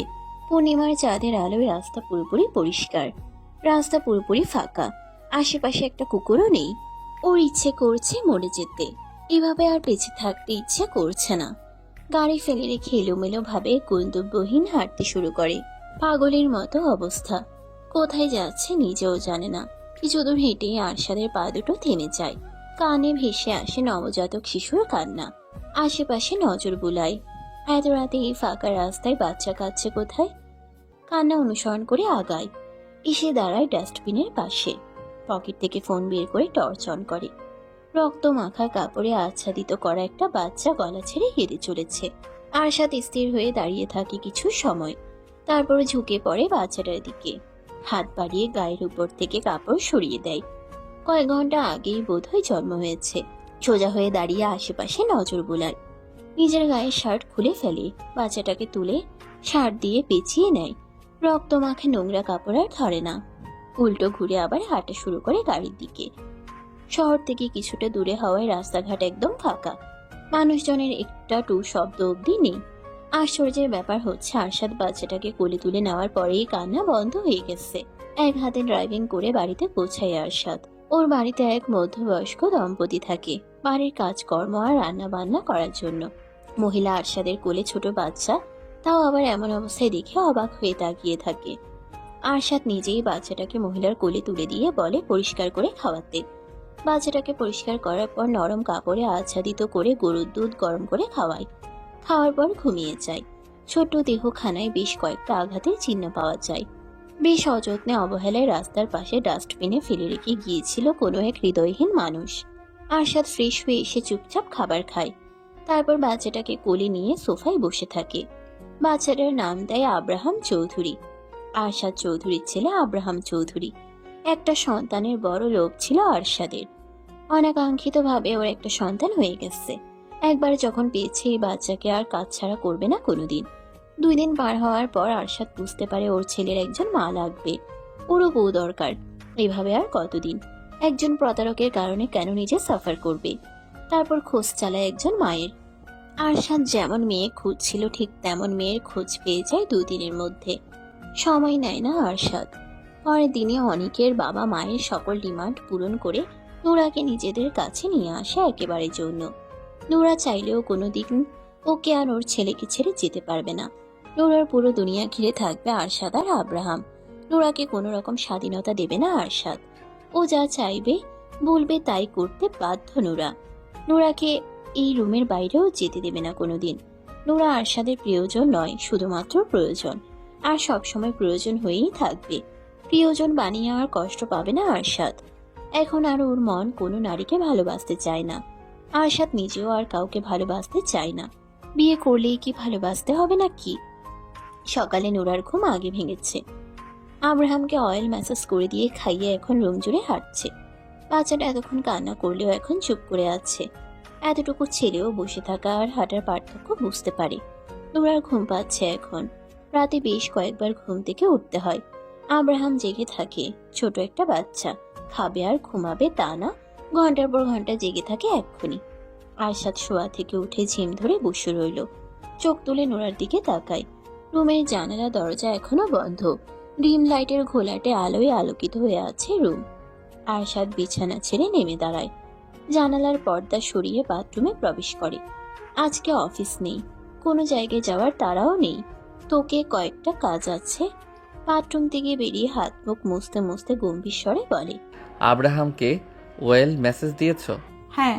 তুমি ফ্রেশ হয়েছো? আব্রাহাম তো ঘুমাচ্ছে না, ঘুমালেই ফ্রেশ হতে যাব। ওকে আমার কাছে দাও। টাওয়াল বিছানায় ছুঁড়ে দিয়ে আব্রাহামকে নিজের কোলে তুলে নেয়। ছেলেটা ছোট ছোট চোখ জোড়া মিলে তাকিয়ে আছে। ডান হাতটা মুখের উপর দিয়ে খাওয়ার চেষ্টা করছে। বেশ কয়েকদিন পেরিয়ে গেছে। আরশাদের মধ্যে কোনো পরিবর্তন আসেনি। নুরা ওকে দেখলেই ভয়ে সিটিয়ে যায়। আরশাদের গম্ভীর চোখ মুখ দেখলেই মনে ভয় ঢুকে যায়। গম্ভীর গলার স্বর শুনলে গলা শুকিয়ে যায়। এখন দুপুরের সময়। দুপুরের খাবার খেয়ে আব্রাহামকে ঘুম পাড়িয়ে নোরা নিজেও ঘুমিয়ে পড়েছে। আব্রাহামের সাথে রোজ রাত জাগতে হয় ওর। আবার সন্ধ্যার পরও দ্রুত ঘুমোতে পারে না আরশাদের জন্য। রুমের দরজা ঠেলে ভেতরে প্রবেশ করে আরশাদ। চোখ দুটো লাল হয়ে আছে। বিছানার দিকে একবার তাকিয়ে গায়ের শার্ট খুলে বিছানায় শুয়ে পড়ে নোরার পাশে। আরশাদ শুতেই নোরার ঘুম ভেঙে যায়। ভয় পেয়ে তড়িঘড়ি করে পেছনে তাকায়। আরশাদকে দেখে একটু শান্ত হয়। ভয় পেয়ে গিয়েছিল, ভেবেছিল কে না কে এসেছে। আরশাদ তো বিকেলে ফিরবে জানিয়েছিল। এই মেয়ে, নোরা আরশাদের দিকে ফিরে বলে, বলুন। আমার মাথা ব্যথা করছে। মাথা ব্যথা কমানোর ব্যবস্থা করো দ্রুত। ওষুধ নেই? না, মাথা ব্যথার বাম? কিচ্ছু নেই। কিভাবে ব্যথা কমাবে কমাও, সহ্য হচ্ছে না কিন্তু এখন। নোরা শোয়া থেকে উঠে বসে। এলোমেলো চুলগুলো হাত খোপা করে বিছানা থেকে নেমে দাঁড়ায়। ড্রেসিং টেবিলের উপর রাখা নিজের তেলের বোতলটা নিয়ে আসে। আরশাদ এনে দিয়েছিল সবকিছু। বাথরুম থেকে পানি এনে আগে পানি দিয়ে দেয় চুলে, তারপর তেল দিয়ে ম্যাসাজ করতে শুরু করে। আরাম লাগে আরশাদের। সকাল থেকে প্রচন্ড মাথা ব্যথা করছিল। শেষে সহ্য করতে না পেরে অফিস থেকে বাড়িতে ফিরে এসেছে। অসুস্থ হলে হসপিটালে যেতে হবে সেটাই যেন ভুলে গেছে। ফট করে চোখ মেলে তাকায় আরশাদ। এভাবে তাকাতে দেখে ভয় পেয়ে চমকে ওঠে নোরা। আরশাদ ছেলের দিকে একটু সরে এসে বলে, এখানে উঠে বসো। নোরা বিছানায় উঠে বসে। আরশাদ নোরার বুকে মাথা রেখে চোখ বন্ধ করে নেয়। এখন মেসেজ করতে থাকো। নোরা কাঁপা কাঁপা হাতে চুলে ম্যাসাজ করতে শুরু করে। হৃদয় স্পন্দন বেড়ে গেছে। বুকের ভেতরে জোরে জোরে শব্দ হচ্ছে। আরশাদ নিশ্চয়ই শব্দ শুনতে পাচ্ছে। আরশাদ নোরার কোমর জড়িয়ে ধরে রেখে বলে, আমি যদি মরে যাই তাহলে আমার ছেলেকে দেখে রাখবে। ওকে একা ছাড়বে না তুমি। হাতে শক্তি নেই নাকি? চুল জোরে জোরে টানো। কিছুক্ষণ পর নোরা ভয় ভয়ে জিজ্ঞেস করে, এমন কথা বলছেন কেন? কি হয়েছে আপনার? জানি না কি হয়েছে, চুপচাপ মেসেজ করতে থাকো। এসি টেম্পারেচার কমিয়ে দাও আরো। নোরা আর কোনো প্রশ্ন করে না। এসি রিমোট হাতে নিয়ে টেম্পারেচার কমিয়ে দেয়। আরশাদ নিস্তেজ হয়ে যায় নোরার বুকে। অনেক আরাম লাগছে এখন, ঘুমও পাচ্ছে। নোরা ঘাড় ঘুরিয়ে আব্রাহামের দিকে তাকায়। বাচ্চাটা গভীর ঘুমে বিভোর হয়ে রয়েছে এখন। রাতে জেগে থাকবে। বাচ্চাটার প্রতি ভীষণ মায়া জন্মে গেছে নোরার। ওর এখন মনে হয় বাচ্চাটা ওর নিজেরই। ও নিজেই জন্ম দিয়েছে আব্রাহামকে। ওর মেয়েটা যদি বেঁচে থাকতো তাহলে এখন আব্রাহামের চেয়ে বয়সে বড় হতো। যা হোক, শূন্যস্থান অপূর্ণ থাকে না। নোরা স্বামী সন্তানকে হারিয়ে দুজনকেই পেয়েছে আবার। আশাদ স্ত্রীকে হারিয়েছে, তার বিনিময়ে স্ত্রী সন্তান দুজনকে পেয়েছে। আব্রাহাম বাবা মাকে হারিয়েছিল, এখন দুজনকেই পেয়েছে। ভাগ্যের পরিবর্তনে অপরিচিত তিনজন এখন এক পরিবার। এদের ভাগ্য এখন একে অপরের সঙ্গে যুক্ত। একজন স্বামী, একজন স্ত্রী, একজন সন্তান, একজন বাবা আর একজন মা। এরা একে অপরের পরিপূরক। প্রায় ঘন্টা পেরিয়ে গেছে। আরশাদ এখনো নোরার বুকে মুখ গুজে শুয়ে আছে উপর হয়ে। নোরা যত্ন নিয়ে চুলে হাত বুলিয়ে দিচ্ছে। আরশাদের ভারী শ্বাস ফেলার শব্দ পাওয়া যাচ্ছে। আরশাদ ঘুমিয়ে গেছে নোরা বুঝতে পারছে। আরশাদের শরীর গরম ছিল, এখন ঠান্ডা হয়ে গেছে। মাথার তালু অনেক গরম হয়েছিল। রীতিমতো ভাপ উঠছিল মাথা দিয়ে। হাত থামিয়ে দেয় নোরা। ব্যথা হয়ে গেছে একটানা হাত বুলাতে বুলাতে। আব্রাহাম নড়ে চড়ে কেঁদে উঠে। পি করে দিয়েছে বোধহয়। নোরা আরশাদের শরীরে আস্তে আস্তে ধাক্কা দিয়ে মৃদু স্বরে বলে, শুনছেন? ছাড়ুন আমাকে, আব্রাহাম কাঁদছে। নোরার ডাকে ঘুম না ভাঙলেও ছেলের কান্নায় ঘুম ভেঙে যায় আরশাদের। চোখ বন্ধ রেখে ঘুম জড়ানো গলায় ধমক দিয়ে বলে, নোরা, কোথায় তুমি? আব্রাহাম কাঁদছে, শুনছো না? আমি তো এখানেই, উঠুন আমার উপর থেকে। অতি নিকটে নোরার স্বর শুনতে পেয়ে মুখ তুলে তাকায়। নোরা মুখ কাচুমাচু করে তাকিয়ে আছে। আরশাদ হাতে ভর করে একটু উঁচু হয়। নোরা দ্রুত ওর নিচ থেকে বেরিয়ে যায়। আরশাদ আবার উপর হয়ে শুয়ে পড়ে। নোরা আব্রাহামকে কোলে তুলে নেয় শুকনো কাপড়ে বিছিয়ে। বসে থেকেই খেতে দেয়। খেতে পেয়ে আব্রাহামের কান্না বন্ধ হয়ে যায়। এক হাতে ছেলেকে ধরে রেখে অন্য হাত দিয়ে ভেজা কাঁথা সরিয়ে শুকনো কাঁথা বিছিয়ে নেয়। আব্রাহামকে শুয়ে দিয়ে নোরা নিজেও শুয়ে পড়ে মাঝখানে। বসে থাকতে পারছে না আর।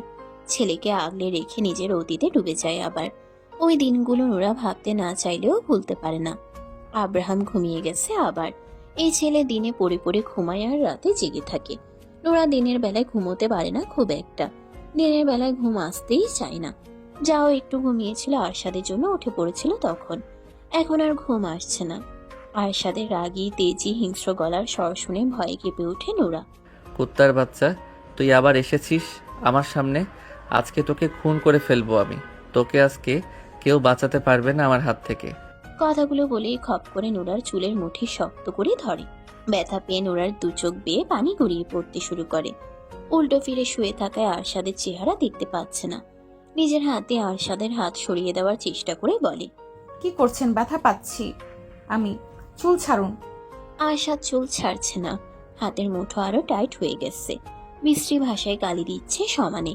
নুরা আরো কয়েকবার ডাকে, আরশাদ ওর ডাকে সারা শব্দ করে না। নিজের মতো গালাগালি করছে আর চুলের মুঠি ধরে টানাটানি করছে। কি করেছি আমি? ব্যথা পাচ্ছি তো, ছাড়ুন না। আরশাদের ঘুম ভেঙে যায়। এখনো উপর হয়েই শুয়ে আছে। ঘাড় ঘুরিয়ে তাকায় নিজের পাশে। নিজের হাতের মুঠোয় নুরার চুল দেখে দ্রুত ছেড়ে দিয়ে শোয়া থেকে উঠে বসে তড়িৎ গতিতে। নুরা মাথার পেছন সাইড হাত দিয়ে ধরে ফুপিয়ে ফুপিয়ে কাঁদছে।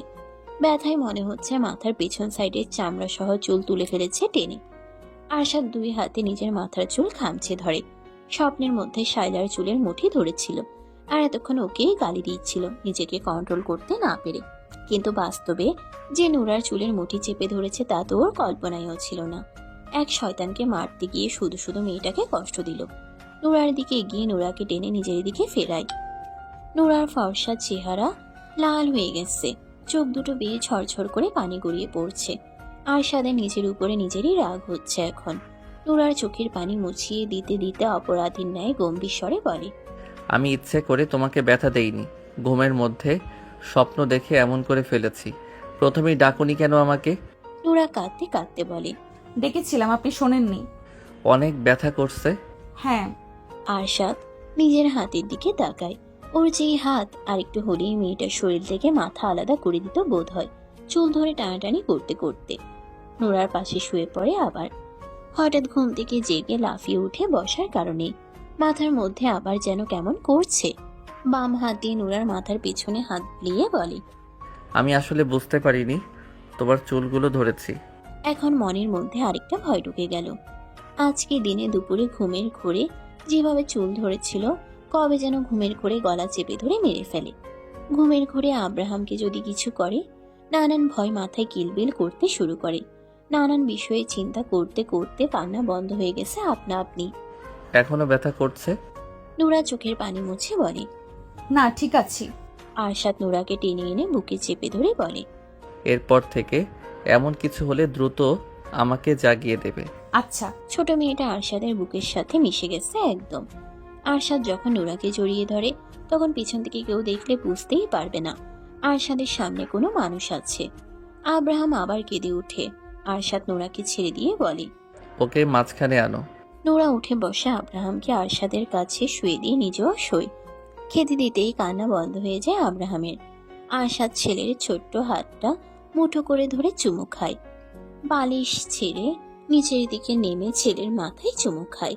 মুখ তুলে নোরার মুখের দিকে তাকাতেই নোরা চোখ সরিয়ে নেয়। অল্প খেয়েই ছেড়ে দেয় আব্রাহাম। এখন বেশি খিদে লাগেনি। আরশাদ ছেলেকে নিজের দিকে ফেরায়। বুকে আগলে ধরে কথা বলতে শুরু করে ছোট্ট ছেলের সাথে। ছেলেটা ছোট ছোট চোখ জোড়া মেলে বাবার মুখের দিকে তাকিয়ে আছে। নোরা শোয়া থেকে উঠে বিছানা ছেড়ে নেমে দাঁড়ায়। হাত মুখ ধোয়ার জন্য বাথরুমে প্রবেশ করে। মাথার পেছনে এখনো ব্যথা করছে। কি শক্ত করেই না চেপে ধরেছিল চুলের মুঠি। কাকে স্বপ্নে দেখে ওর চুলগুলো এভাবে ধরলো, কাকে ওই ভাষায় গালি দিল। ভাবনাগুলো মাথায় ঘুরপাক খেলেও আরশাদকে প্রশ্ন করার দুঃসাহস দেখায়নি নোরা। হন্তদন্ত হয়ে বেডরুমে প্রবেশ করে এরশাদ। নোরা মাত্রই বাথরুম থেকে বেরিয়েছে। এরশাদকে দেখতেই পা দুটো থেমে গেছে। কে এই যুবক? এই রুমে এভাবে কেন প্রবেশ করলো? ঘাড় ঘুরিয়ে বিছানায় শুয়ে থাকা আরশাদের দিকে তাকিয়ে দেখে আরশাদ যুবকটার দিকেই তাকিয়ে আছে। নোরা হেঁটে এসে আরশাদের পাশে দাঁড়ায়, মাথা নিচু করে। আরশাদ ছেলেকে ছেড়ে শোয়া থেকে উঠে বসে। ছোট ভাইয়ের দিকে তাকিয়ে গম্ভীর স্বরে বলে, তুই এখানে কেন? এরশাদ বোধহয় ভাইয়ের কথা শুনতে পায়নি। অবাক হয়ে তাকিয়ে দেখছে বিছানায় শুয়ে থাকা বাচ্চাটাকে আর ভাইয়ের পাশে দাঁড়িয়ে থাকা মেয়েটাকে। কারা এরা? এই বাড়িতে আর এই রুমে কি করছে? আরশাদের উদাম গা, অফিসের ফর্মাল প্যান্ট পরনে রয়েছে এখনো। অফিসে আরশাদকে না দেখে খোঁজ করলে জানতে পারে আরশাদ মাথা ব্যথার কারণে অফিস থেকে বেরিয়ে এসেছে। অনেকবার কল করলেও রিসিভ হয় না। পরে আরশাদের বাড়ির দারোয়ানকে কল করে জানতে পারে আরশাদ বাড়িতে ফিরে এসেছে। অফিসে একটু কাজ ছিল, সে কাজ শেষ করে ভাইকে দেখতে এসেছে। এখন কি অবস্থা? যদি মাথা ব্যথা ঠিক না হয় তাহলে হসপিটালে নিয়ে যাবে, কিন্তু এখানে এসে তো ভীষণ রকমের অবাক হয়ে গেছে। আরশাদ গলার স্বর বাড়িয়ে ডেকে ওঠে। এরশাদ, এরশাদ স্বাভাবিক হয়, নুরার দিকে তাকিয়ে ভাইয়ের কাছে এগিয়ে এসে দাঁড়ায়। ভাইয়ের দিকে তাকিয়ে বলে, তোমার মাথা ব্যথা এখন ঠিক হয়েছে? হ্যাঁ, তুই এখানে এসেছিস কেন? কল করেছিলাম অনেকবার, রিসিভ করনি, তাই দেখতে আসলাম। ভয় পেয়ে গেছিলাম যদি সিরিয়াস কিছু হয়। ফোন গাড়িতেই রয়ে গেছে, এখন ঠিক আছি আমি। এরশাদ নুরার দিকে আঙ্গুল তুলে বলে। ওকে ভাইয়া। আরশাদ নুরার দিকে তাকিয়ে আবার ভাইয়ের মুখের দিকে তাকায়, গম্ভীর স্বরে বলে, ও নুরা, তোর ভাবি।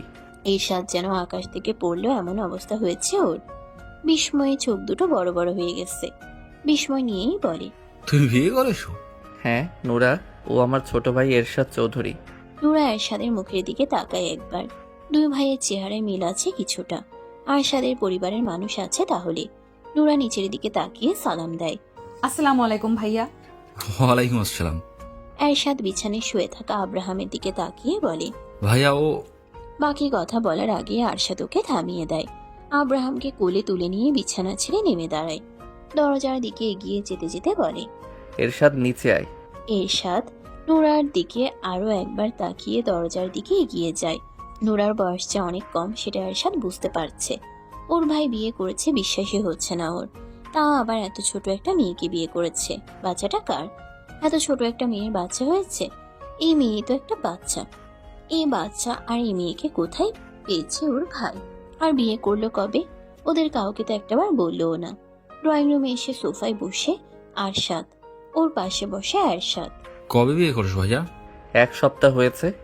বিয়ে করেছো অথচ আমাদের কাউকে একটাবার বললেও না। 1 সপ্তাহ হয়ে গেছে আর আজকে জানতে পারলাম। আরশাদ চুপ করে থাকে। এরশাদ পুনরায় বলে, এই বাচ্চার বাবা কে? আমি আমি বলতে চাচ্ছি ওর আসল বাবা কে? জানি না। কোথায় পেয়েছো ওদের? আব্রাহামকে ডাস্টবিনে পেয়েছিলাম। এমন কথা শোনার জন্য মোটেও প্রস্তুত ছিল না এরশাদ। ডাস্টবিনে পেয়েছে মানে কি? তাহলে নুরাকে কোথায় পেয়েছে? অবাক হয়ে বলে, ভাবিকে কোথায় পেয়েছো? নুরাকে কিনে এনেছি। মানে? নুরাকে সারা জীবনের জন্য কিনে এনেছি। এই পৃথিবীর বুকে যতদিন বেঁচে আছে ততদিন আমার সাথে থাকবে। কত টাকা দিয়ে কিনে এনেছো? 1 মিলিয়ন। কোথা থেকে এনেছো? এত কিছু জেনে কি করবি? তার মানে এই বাচ্চা মানে আব্রাহাম তোমার বা ভাবির কারো নিজের সন্তান না? আরশাদ রাগী চোখে ভাইয়ের দিকে তাকিয়ে ছেলের মুখের দিকে তাকায়। ছেলের তুলতুলে গালে আঙ্গুল ছুঁয়ে চাপা রাগী স্বরে বলে, কে বলেছে তোকে আব্রাহাম আমার আর নুরার আপন সন্তান? এই কথাগুলো মস্তিষ্কের ভেতর গেঁথে নে। দ্বিতীয়বার যেন এমন কথা না শুনি আমি। রেগে যাচ্ছ কেন? আমি এভাবে কিছু বলতে চাইনি। তাহলে কিভাবে বলতে চেয়েছিস? বাদ দাও এসব কথা। বাড়িতে যাবে না? ভাবিকে আর আব্রাহামকে নিয়ে বাড়িতে ফিরে চলো। কোথাও যাব না। কেন? আমার ইচ্ছে তুই যা এখান থেকে, বাড়িতে যা। এরশাদ তাকিয়ে থাকে ভাইয়ের দিকে। আব্রাহাম ড্যাব ড্যাব করে তাকিয়ে আছে বাবার মুখের দিকে। এরশাদ সোফা ছেড়ে ভাইয়ের পাশে এসে বসে। ওকে আমার কোলে দাও একটু। আরশাদ চোখ তুলে তাকাতেই মুখ কাচুমাচু করে বলে, একটু কোলে নিতে ইচ্ছে করছে। আরশাদ ভাইয়ের কোলে তুলে দেয়। এরশাদ কোলে নিয়ে তাকিয়ে থাকে বাচ্চাটার মুখের দিকে। ভীষণ মায়াবী চোখ জোড়া, হাত মুখে পুরে ওর মুখের দিকে তাকিয়ে আছে। ঘন্টা খানিক পর এরশাদ চলে যায় বাড়ি থেকে। আরশাদ ছেলেকে কোলে নিয়ে রুমে ফিরে আসে। নুরা বিছানায় বসে জানালা দিয়ে বাইরের দিকে তাকিয়ে আছে। গভীর ভাবে হয়তো কিছু ভাবছে, তাই আরশাদের আগমন টের পাচ্ছে না। আরশাদ কিছু সময় তাকিয়ে থাকে নুরার দিকে। এই মেয়ে। গম্ভীর স্বর শুনে চমকে ওঠে নুরা। দ্রুত বিছানা থেকে নেমে এসে দাঁড়ায় আরশাদের সামনে। কি ভাবছিলে এত মনোযোগ দিয়ে? কিছু না, মিথ্যে বলছো কেন? সত্যি কিছু ভাবছিলাম না, এমনি বাইরের দিকে তাকিয়েছিলাম। আব্রাহামকে নাও, কাপড় ভিজিয়ে ফেলেছে, চেঞ্জ করে দাও। নুরা আব্রাহামকে নিজের কোলে তুলে নেয়। আরশাদ টাওয়াল হাতে বাথরুমে প্রবেশ করে। তেল দিয়ে চুল চিটচিটে করে দিয়েছে। আব্রাহামকে নিয়ে বিছানায় বসে আবার ভেজা কাপড় চেঞ্জ করিয়ে শুকনো কাপড় দিয়ে ঢেকে নেয়। সন্ধ্যা পেরিয়ে গেছে। কিছুক্ষণ আগেই মাগরিবের নামাজ শেষ হয়েছে। আরশাদ ছেলের উপর ঝুঁকে পড়ে কথা বলছে। বিছানার অন্য পাশে নুরা বসে আছে চুপচাপ। বিয়ের এতদিনে আজকে প্রথম আরশাদকে এত কথা বলতে দেখছে। ও তো ভেবেছিল আরশাদ বেশি কথা বলে না, সবসময় গম্ভীর আর চুপচাপ হয়ে থাকে, শুধু প্রয়োজনে কথা বলে। আরশাদ মুখ তুলে ওর দিকে তাকাতেই নোরা দৃষ্টি সরিয়ে নেয়। দরজায় নক হয়। নোরা আর আরশাদ দুজনেই দরজার দিকে তাকায়। আরশাদ গম্ভীর স্বরে বলে, কে? পরপর কয়েকজনের প্রবেশ ঘটে রুমের ভিতর। সকলের দিক থেকে চোখ সরিয়ে আরশাদের দিকে তাকায় নোরা। আরশাদ নিজেও ওর দিকে তাকিয়ে আবার নিজের পরিবারের দিকে তাকায়। আরশাদের বাবা মা, ভাই বোন, কাকা কাকি আর কাকাতো ভাই এসেছে। আরশাদ স্থির হয়ে বসে থাকে আগের মতোই। নোরা জড়সড় হয়ে যায়। এরা কারা? আরশাদের বাড়ির লোক নাকি? আরশাদের ভাইও তো আছে। আরশাদের বাবা এগিয়ে এসে দাঁড়ান আরশাদের সামনে, গম্ভীর স্বরে বলেন, এই বাচ্চা কার? আমাদের। তোমার আর কার? আমার আর আমার ওয়াইফের। তোমার ওয়াইফ কে? আরশাদ নোরার দিকে তাকায়। ওই যে বসে আছে মিসেস আরশাদ চৌধুরী। কে এই মেয়ে? আমার ওয়াইফ, আমার বাচ্চার মা। সেটা তো বুঝতে পারছি, কিন্তু কে ওই মেয়ে? বংশ পরিচয় কি? আরশাদ রেগে থাকায় ছোট ভাইয়ের দিকে। ঈশাদ দুদিকে মাথা নাড়ায়। আরশাদের বাবা রেগে গিয়ে গলার স্বর বাড়িয়ে বলেন, তোমার জন্য মেয়ের অভাব ছিল? দুনিয়ার মেয়ের অভাব হয়েছে যে আজে বাজে মেয়েকে কিনে এনে বিয়ে করতে হবে? আরশাদ নিজেও রেগে চিৎকার করে ওঠে। That's enough, now shut up আব্বু। আরশাদের হঠাৎ চিৎকারে ভয় পেয়ে কেঁদে ওঠে আব্রাহাম। নুরা সহ রুমের সবাই কেঁপে উঠেছে ভয় পেয়ে। আরশাদ নুরার দিকে তাকিয়ে ধমকে সুরে বলে, তাকিয়ে তাকিয়ে কি দেখছো? ওকে কোলে নিয়ে শান্ত করো। নুরা দ্রুত এগিয়ে এসে আব্রাহামকে কোলে তুলে নিয়ে আরশাদের পাশেই বসে থাকে। আরশাদের বাবা আবার মুখ খুলতে নিলে এরশাদ থামিয়ে দিয়ে বলে, আব্বু এমন করছো কেন? কি বলে এসেছিলে আর এখন কি করছো? চলো এখান থেকে। ছাড়ো আমার হাত। ও কি পেয়েছে? নাম পরিচয়হীন একটা বাচ্চা এনে বলছে ওর বাচ্চা। কোথা থেকে কোন মেয়েকে কিনে এনে বিয়ে করে নিয়েছে? আরশাদ বসা থেকে উঠে দাঁড়ায়। খ্যাপাটে দৃষ্টিতে তাকিয়ে গর্জন করে বলে, আমার পার্সোনাল লাইফ নিয়ে তোমাকে ভাবতে হবে না। অনেক উপকার করেছো তোমরা আমার। উচ্চ নামডাকওয়ালা বংশ থেকে তো বউ এনে দিয়েছিলে। সে কি করেছে ভুলে গেছো? ভালো বংশের মেয়ে লাগবে না আমার। আমাকে আমার মতো করে থাকতে দাও, বাঁচতে দাও। নোরা আজে বাজে মেয়ে না। ওর চরিত্র নিয়ে একটাও বাজে কথা বলবে না। ওকে আমি এই কারণে কিনে এনেছি যেন এই জন্মে আমাকে ছাড়তে না পারে। ও পচে গলে মরলেও আমার কাছেই মরবে। আর যদি আব্রাহামের কথা বলো তাহলে কান খুলে শুনে রাখো। আব্রাহাম এখন আমার ছেলে। ওর সবচেয়ে বড় পরিচয় ও আরশাদ চৌধুরীর ছেলে। আমাদের বিরক্ত না করলেই আমি খুশি হব। তোমরা এখন আসতে পারো। তোমার বাড়ি বলে বাড়ি থেকে বের করে দিচ্ছ? যা ভাবো। আমার মাথা খারাপ করবে না। এমনিতেই মানসিক অবস্থা ঠিক নেই। উল্টাপাল্টা কি করে ফেলবো রাগের মাথায় আমি নিজেও জানি না। সবাই যাও এখান থেকে।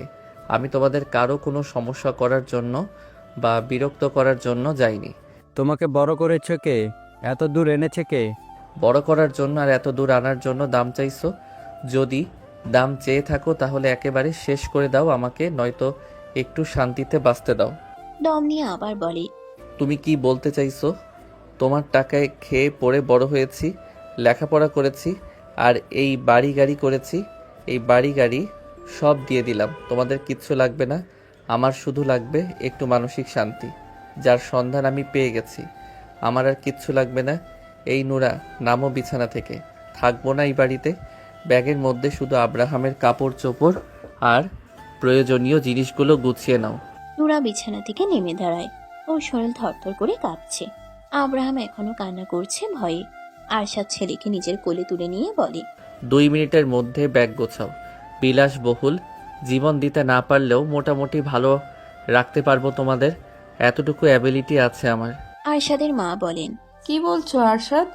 কোথায় যাবে তুমি? এই বিষাক্ত শহর, মানুষ আর পরিবেশ ছেড়ে অনেক দূরে। এই শহরের মানুষ আর বাতাস বিষাক্ত হয়ে গেছে। আমাকে ভালো থাকতে দিচ্ছে না। আমার ভালো থাকা সহ্য হচ্ছে না। ইরশাদ বাবার দিকে তাকিয়ে রাগী স্বরে বলে, ভাইয়া যদি এই বাড়ি থেকে চলে যায় তাহলে আমিও চলে যাব, যেদিকে যেতে ইচ্ছে করে। আমি খুশি হয়ে তোমাদের জানালাম যে ভাইয়া অতীত ভুলে মুভ অন করেছে, বিয়ে করেছে, সংসার করছে। বউ আছে, বাচ্চা আছে, আর তুমি এসে এখানে আগুন ধরাচ্ছ। শায়লা তো তোমার পছন্দ করা মেয়েই ছিল। কি করেছে সেই মেয়ে? তুমি কি আরেক শায়লাকে বিয়ে করতে বলেছো ভাইয়াকে? সব মেয়ে কি এক হয়? শায়লা এমন ছিল বলে কি অন্য মেয়েও এমন হবে? অন্য মেয়েকেই তো বিয়ে করেছে। ভাবি কি দেখতে কুৎসিত? ভাইয়ার পছন্দ হয়েছে সেজন্য বিয়ে করেছে। সংসার ভাইয়া করবে, তাই পছন্দটা তারই হওয়া উচিত নয় কি? যদি ভাইয়ার সমস্যা না হয় তাহলে তোমার সমস্যা কেন হচ্ছে? নাম পরিচয়হীন সন্তান কি কারো ঘরের বউ হয় না? কত শত দম্পতি আছে যাদের বাচ্চা হয় না, তারা তো এতিমখানা বা হসপিটাল থেকে বাচ্চা দত্তক নেয়। কত শত শিশুর নাম পরিচয়ও তো থাকে না। তোমার মামাতো ভাই তো বাপের পরিচয়হীন মেয়েকে এনে নিজের পরিচয় বড় করেছে, বিয়ে দিয়েছে। নুরা কোনো রকমে শুধু ব্যাগের ভেতর আব্রাহামের কাপড় চোপড় আর প্রয়োজনীয় অল্প কিছু গুছিয়ে নিয়েছে। আরশাদ নিজের ফোনটা ট্রাউজারের পকেটে ভরে নেয়। এগিয়ে এসে ব্যাগটা হাতে নিয়ে বলে, আমার আগে আগে হাঁটবে, যাও রুম থেকে বের হও। নুরা মাথা নিচু করে দরজার দিকে আগায়। পিছন পিছন আগায় আরশাদ। এরশাদ বড় ভাইয়ের হাত টেনে ধরে। আরশাদ ভয়ঙ্কর রকম রেগে তাকায় ওর দিকে। এরশাদ শুকনো ঢোক গিলে বলে, রাত হয়ে গেছে ভাইয়া, তুমি এই রাতের বেলা আব্রাহাম আর ভাবিকে নিয়ে কোথায় যাবে? এটা তোমার বাড়ি, তুমি নিজের বাড়ি ছেড়ে কোথাও যাবে না। ছাড়ো আমার হাত। আমি খুব ভালো করেই জানি আমার বউ বাচ্চাকে কিভাবে ভালো রাখতে হবে। আমাদেরকে নিয়ে তোদের ভাবতে হবে না। তোরা থাক তোদের নাম ডাক বংশ পরিচয় নিয়ে। আজকে থেকে সবাই ভাববি আমি আরশাদ চৌধুরী মরে গেছে। মরে তো সেদিনই গেছি, শুধু দেহ থেকে আত্মাটা বের হওয়া বাকি। আমার মরার খবর শুনলেও তোরা কেউ যাবি না আমাকে দেখতে। এরশাদের হাত থেকে হাত ছাড়িয়ে নিয়ে নুরা বলে, না হেঁটে দাঁড়িয়ে পড়েছো কেন? চলো এখান থেকে। কোনো টেনশন করতে হবে না, আমি আছি তো। আমি যতদিন বেঁচে আছি কোনো ঝড় তোমাদের দুজনকে ছুতে পারবে না। আরশাদ রুম থেকে বেরিয়ে আসে নুরা আর আব্রাহামকে নিয়ে। এরশাদ আর ওর কাকাতো ভাই দৌড়ে এগিয়ে এসে আরশাদকে আবার থামায়। টেনে ধরে বলে, এটা তোমার বাড়ি, তুমি নিজের বাড়ি ছেড়ে কেন যাচ্ছ? এই বাড়ি গাড়ি করার পেছনে তো তোদেরই অবদান ছিল। এসব নিয়ে থাক তোরা, ছাড় আমাকে। আরশাদের মা এগিয়ে এসে ছেলের সামনে দাঁড়িয়ে ছেলের হাত মুঠো করে ধরে বলেন, তোমার আব্বুর পক্ষ থেকে আমি মাপ চাইছি আরশাদ। উনি ভুল করে ফেলেছে, মাফ করে দাও। তোমার বাড়ি ছেড়ে তুমি কেন যাবে? যাওয়ার হলে আমরা যাব।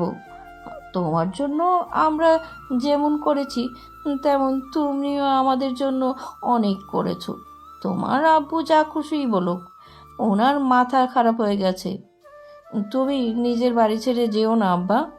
ছাড়ো তোমরা আমাকে। যেখানে আমার বউ বাচ্চাকে অপমান করা হয়, ছোট করা হয়, তাদের নাম বংশ পরিচয় নিয়ে কথা ওঠে, সেখানে থাকবো না আমি। পেছন থেকে আরশাদের বাবা বলেন, টাকা দিয়ে কিনে আনলেই সেই মেয়ে সারা জীবন তোমার কাছে থাকবে নাকি? আরেকজন বাকি কথা শেষ করার আগেই আরশাদ সামনের দিকে দৃষ্টি রেখে গর্জন করে বলে, জাস্ট শাট আপ। আর একটাও বাজে কথা বলবে না। নুরার দুনিয়া জুড়ে থাকবো শুধু আমি আর আমাদের ছেলে। ওকে আমি না কারোর সামনে যেতে দেব, না ওর হাতে মোবাইল ফোন দেব, আর না কোনোদিন কোনো ছেলে ওর সামনে আসতে পারবে। প্রয়োজনে ওকে আমি একটা রুমে সারা জীবন পাখির মতো বন্দি করে রাখবো। তারপরেও ওর মনের মধ্যে শুধু আমিই থাকবো। একটু চুপ করে ভাইয়ের দিকে তাকিয়ে রাগী স্বরে বলে, হাত ছাড় আমার। তুই আসবি না আমার সামনে, সর এখান থেকে। আরশাদের মা বলেন, আরশাদ, তুমি তোমার বাড়িতেই থাকো, আমরা চলে যাচ্ছি। দেবরের দিকে তাকিয়ে বলেন, ছোট ভাই, আপনার ভাইকে নিয়ে চলুন এখান থেকে। এসেছিলাম ছেলে আর ছেলের বউ বাচ্চাকে বাড়িতে নিয়ে যেতে, আর ইনি এসে এখানে আগুন ধরিয়ে দিল। আরশাদের কাকা আরশাদের বাবাকে টেনে ধরে রুম থেকে বেরিয়ে আসেন। সবাই এগিয়ে যায় সিঁড়ির দিকে। আরশাদ পেছন থেকে বলে, আর কোনো দিন কাউকে যেন না দেখি এই বাড়িতে। আগামীকাল থেকে তোমাদের অফিসে যাব না আমি। আরশাদের বাবা কিছু বলতে চাইলেন, তার আগেই ওনার ছোট ভাই ওনার মুখ চেপে ধরে বলেন, ছেলেটার মাথায় আর আগুন ধরিও না। ওর মানসিক অবস্থা ঠিক নেই, আমরা সবাই জানি। ও যে অতীত থেকে বেরিয়ে এসেছে এটাই তো অনেক। আমি তো ভেবেছিলাম ও আর এই জীবনে বিয়েই করবে না। ও যখন বউ বাচ্চাকে নিয়ে ভালো থাকতে চাইছে তখন ওকে ভালো থাকতে দাও না। মানুষের সামনে এই বউ বাচ্চার পরিচয় দিবে কিভাবে? সেটা ও ভাববে। চুপ করে এখন চলো এখান থেকে। আমি এই বউ বাচ্চাকে কোনোদিন মেনে নিব না। না নিলে চলো এখন। আরশাদ সিঁড়ির কাছে এগিয়ে এসে গলা ছেড়ে মেয়েটার সার্ভেন্টকে উদ্দেশ্য করে বলে, আর কোনো দিন আমার অনুমতি ব্যতীত যেন কেউ এই বাড়ির ভেতর প্রবেশ করতে না পারে। যদি করে সেদিনই সবাইকে বের করে দেব বাড়ি থেকে। কথাগুলো বলে ধূপধাপ পা ফেলে রুমের দিকে এগিয়ে আসে, আবার ব্যাগটা হাতে নিয়ে বলে, ভেতরে আসো। আরশাদের পেছন পেছন ভেতরে প্রবেশ করে নূরা। আব্রাহাম এখনো কেঁদেই চলেছে। বাবার চিৎকার অনেক ভয় পেয়েছে বাচ্চা ছেলেটা। আরশাদ আব্রাহামকে নূরার দিকে বাড়িয়ে দিয়ে বলে, ওকে খাওয়াও। নূরা কোলে তুলে নিয়ে বিছানায় উঠে শুয়ে পড়ে ছেলেকে নিয়ে। খেতে দিলেও প্রথমে খেতে চায় না আব্রাহাম। আরো কতক্ষণ কান্নাকাটির পর খাওয়া শুরু করতেই কান্না বন্ধ হয়ে যায়। এখনো কেঁপে কেঁপে উঠছে বাচ্চা ছেলেটার ছোট্ট দেহখানা। নূরা এক হাতে আগলে ধরে নিজের বুকের সাথে। ওর দুই চোখ বেয়ে পানি গড়িয়ে পড়তে শুরু করেছে। আরশাদের বাবার কথা শুনে অনেক কষ্ট পেয়েছে মেয়েটা। যত যাই হয়ে যাক, ও কোনো আজেবাজে মেয়ে নয়। ও নিজে থেকে কোনো পাপ কাজ করেনি, কোনো অন্যায় করেনি। পাপ আর অন্যায় তো হয়েছে ওর সাথে। ও তো দোষী নয়, ও তো ভুক্তভোগী। আব্রাহাম আরশাদের নিজের ছেলে না, ওকে রাস্তা থেকে কুড়িয়ে এনেছে। অতীতে আরশাদের সাথে কি হয়েছিল, ওর বউয়ের কি হয়েছে, কি করেছে ওর বউ, পুরোটা জানতে ইচ্ছে করছে নূরার। আরশাদ ওর জন্য আর আব্রাহামের জন্য নিজের বাবার সাথে এভাবে কথা বলল। আরশাদের বলা প্রত্যেকটা কথা মাথায় ঘুরপাক খাচ্ছে। চোখের পানি আরো বেশি পড়তে থাকে। কান্নার শব্দ না হলেও নূরার শরীর কেঁপে কেঁপে উঠছে। বোঝাই যাচ্ছে চাপা কান্না কাঁদছে। আরশাদ এখনো আগের মতো একই ভঙ্গিতে দাঁড়িয়ে আছে, তাকিয়ে আছে বিছানায় শুয়ে থাকা দুজনের দিকে। পেছন থেকে নূরাকে দেখিয়ে বুঝতে পারছে নূরা কাঁদছে। কেন আসলো সবাই? ভালোই তো ছিল। আরশাদ তো চিনত নিজের বাবাকে, এই কারণেই কাউকে কিছু বলেনি এতদিনেও। যা হয়ে গেছে তা হয়ে গেছে, সেসব নিয়ে আর মাথা ব্যথা নেই আরশাদের। এখন না জানলেও পরে ঠিকই জানতো, আর একই কাহিনী করতো। সত্য কোনোদিন চাপা থাকে না, কোনো না কোনো ভাবে বেরিয়ে আসেই। বিছানায় উঠে নূরার পাশে লম্বা হয়ে শুয়ে পড়ে। কাত হয়ে নূরার গায়ের উপর হাত রাখে। নূরা দ্রুত নিজের চোখের পানি মুছে নেয়, কিন্তু লাভ হয় না। অবাধ্য চোখের পানি সমানে বেরিয়ে আসছে। এই মেয়ে। নূরা সাড়া দিতে চাইলেও পারছে না। সাড়া দেওয়ার আগেই কান্না বেরিয়ে আসবে। এই মেয়ে, কি হয়েছে তোমার? কথা বলছো না কেন? নূরা গুমড়ে কেঁদে ওঠে এবার। আব্রাহাম খাওয়া বন্ধ করে একবার মায়ের মুখের দিকে তাকায়, তারপর আবার খাওয়া শুরু করে।